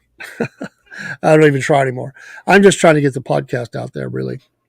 And we do get seen by a lot. I don't think it's always what it's interesting how many see some of the stuff we've got, and it's not our only gig. So we do use it, and we're trying to get up there so we can get this content can be seen like anybody else. But I'm not going to cut. You know, one of the things, and me and Rob's talked about this, and I'll just tell you where I'm at. I'm almost out of time for the Sunday night SFP news desk, conservative and Christian, or Christian and conservative. Early on, when we were having discussions about where we were going, because we were all over the place, we didn't know. We knew we had a lot of loose ends. By the way, I need to mention a couple of things. I might just go over just a little bit, because I do want to mention a couple of things that's going on. Good, Tom, man. That's awesome. The question was, or not even a question. It was a lot of talk behind the scenes about doing things shorter. This kind of show was not viewed as favorable. Not it caused division. It's just like, hey, everything on these socials, it's got to be short and fast and in there. And we do some of that with the morning funnies and the devotions, although they're still longer than most of those things are. Every once in a while we get something under a minute or 2 minutes, but most of ours is longer. And I just had this real belief here in my heart. I said, I come from the old school, and I get all that. I get it. People out there, it's click.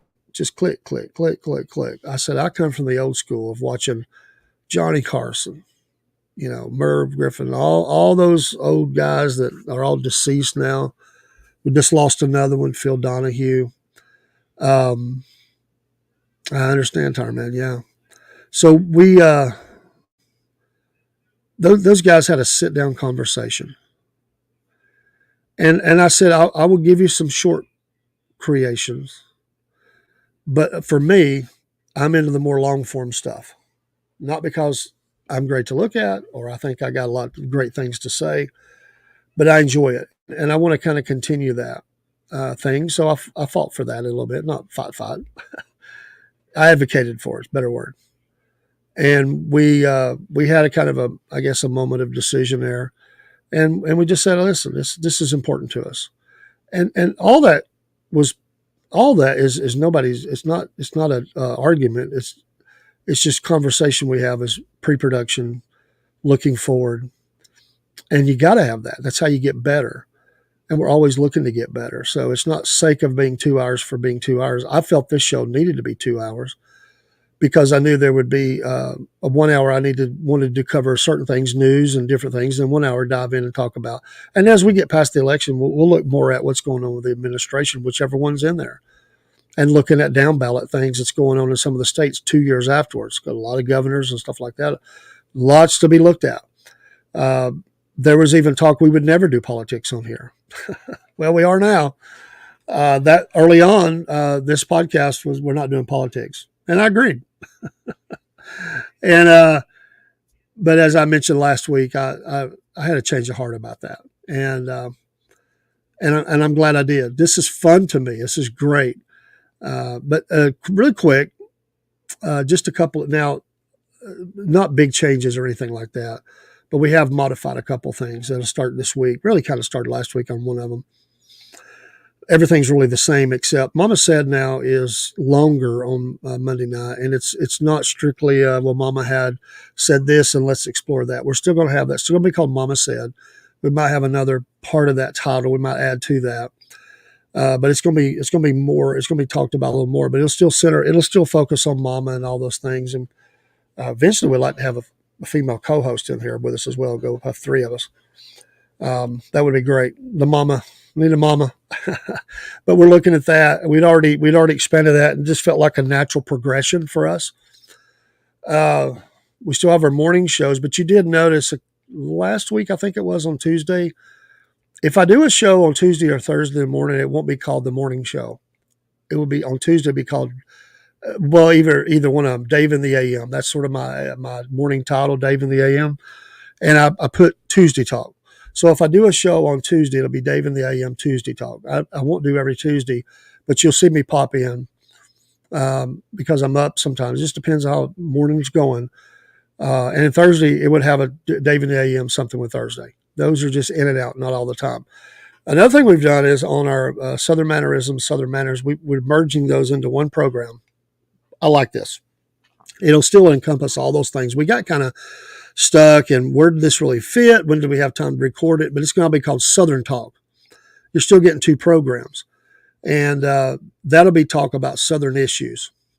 So each show has its own character. This show has its own character. The morning shows have their character. Mama Said, Hump Day News, that's the craziest show we do, Front Porch Talking. All those have their own character. And so Southern Talk is going to center look at Southern causes or Southern events or things we do in the South. It just brings in more. We're allowing it to grow. It's a natural progression of growing in a program. So Southern Talk, be looking for that. And I'm a fan of the old Darlington's Southern 500, and that makes me mad still this day. They changed the name of that. Not right. I'm remembering. I'm going back. Southern Talk. And then you've noticed that I released tonight. I remember that. That's a show that we kind of got away from. We're getting back. We've now got 3 episodes on that. Those are shorter. They're usually 30, 40 minutes. This one was about 30 minutes, I think. And I like that little program. We still do sports. Actually, we're adding a sports program. We're going to do a wrap-up show, sports, after all the games. So we'll be looking for that early in the week, and then we'll do predictions and stuff. So got a lot going on. It's fun. It's great. I hope you enjoy some of it. Thank you for our faithful listeners. This is the deal. You make it all worthwhile. Just to see y'all popping in means a lot to us. We appreciate the comments. Tarman, thank you for being there. Just kind of keeps me rolling and gives me an opportunity to bounce some things off and ask questions. And I appreciate you doing that sometimes. And Cook and Daniel and others that came in here, we appreciate you as well. So we're getting ready to close out. Have a great Sunday night. It was a great day at church. I hope you was able to go or at least listen to church. It was just awesome, and we had a good day, and we saw one today that we hadn't seen in a while. So I was really excited to see her. So and one of the little ones. So those are always great. But we talked a little bit about some of those issues today at church, and I preached out. I'm in 1 Peter right now, and then also doing Psalms as well this Sunday morning on here, and had fun with that. Thank y'all for the great comments y'all had this morning. And our interview with George is out there, and we're pushing that out in the morning on the morning show. As I come to a close here, we will shout out to another community. We will be talking about veteran suicides. I'm going to try to do a little bit of work here before I go to bed or get up really early and do it. I need to get a couple of infos ready for that. And then also look for us this week to have News coming about Stop the Monkey Business in Bainbridge. We're going to be talking to those folks. We're already talking to them. We hope to set up an interview. And then also a ministry that I'm looking at, trying to get them on a Main Street program, South Georgia. Kind of stumbled on them. Great people. And I love what they're doing. And many other things. Many other things. Pray for Rob. He's got a talk he's doing tomorrow night. He is nervous as a cat. And it's exciting. I think it's going to be great what he's doing. And it's just, we'll let him talk about that. I'm not going to talk on those things. I'll let him come in and tell us how it went. If he mentions it tomorrow, he mentions. If he don't, we'll talk about it Wednesday when he comes back on. Or Monday. Well, no, he won't be here Monday night. He'll be doing that. He's got to go give a talk. So pray for him. Keep praying for Chris Cook, the whole crew. Pray for me always. If you got nothing else to pray about, definitely pray for me. Amen. All right. Good night. God bless. We'll see you on the morning, or in the morning, on the Monday morning show on a holiday, Labor Day. Hope you got time off if you had to work. So we'll see you then. Well, once again, it's time, my friends, for another meet and greet. We're Southern Fried and nationwide, so hang on to your seat. Look around, here's what I found. I guess you'll never know what you'll see on the Southern Fried Podcast Show.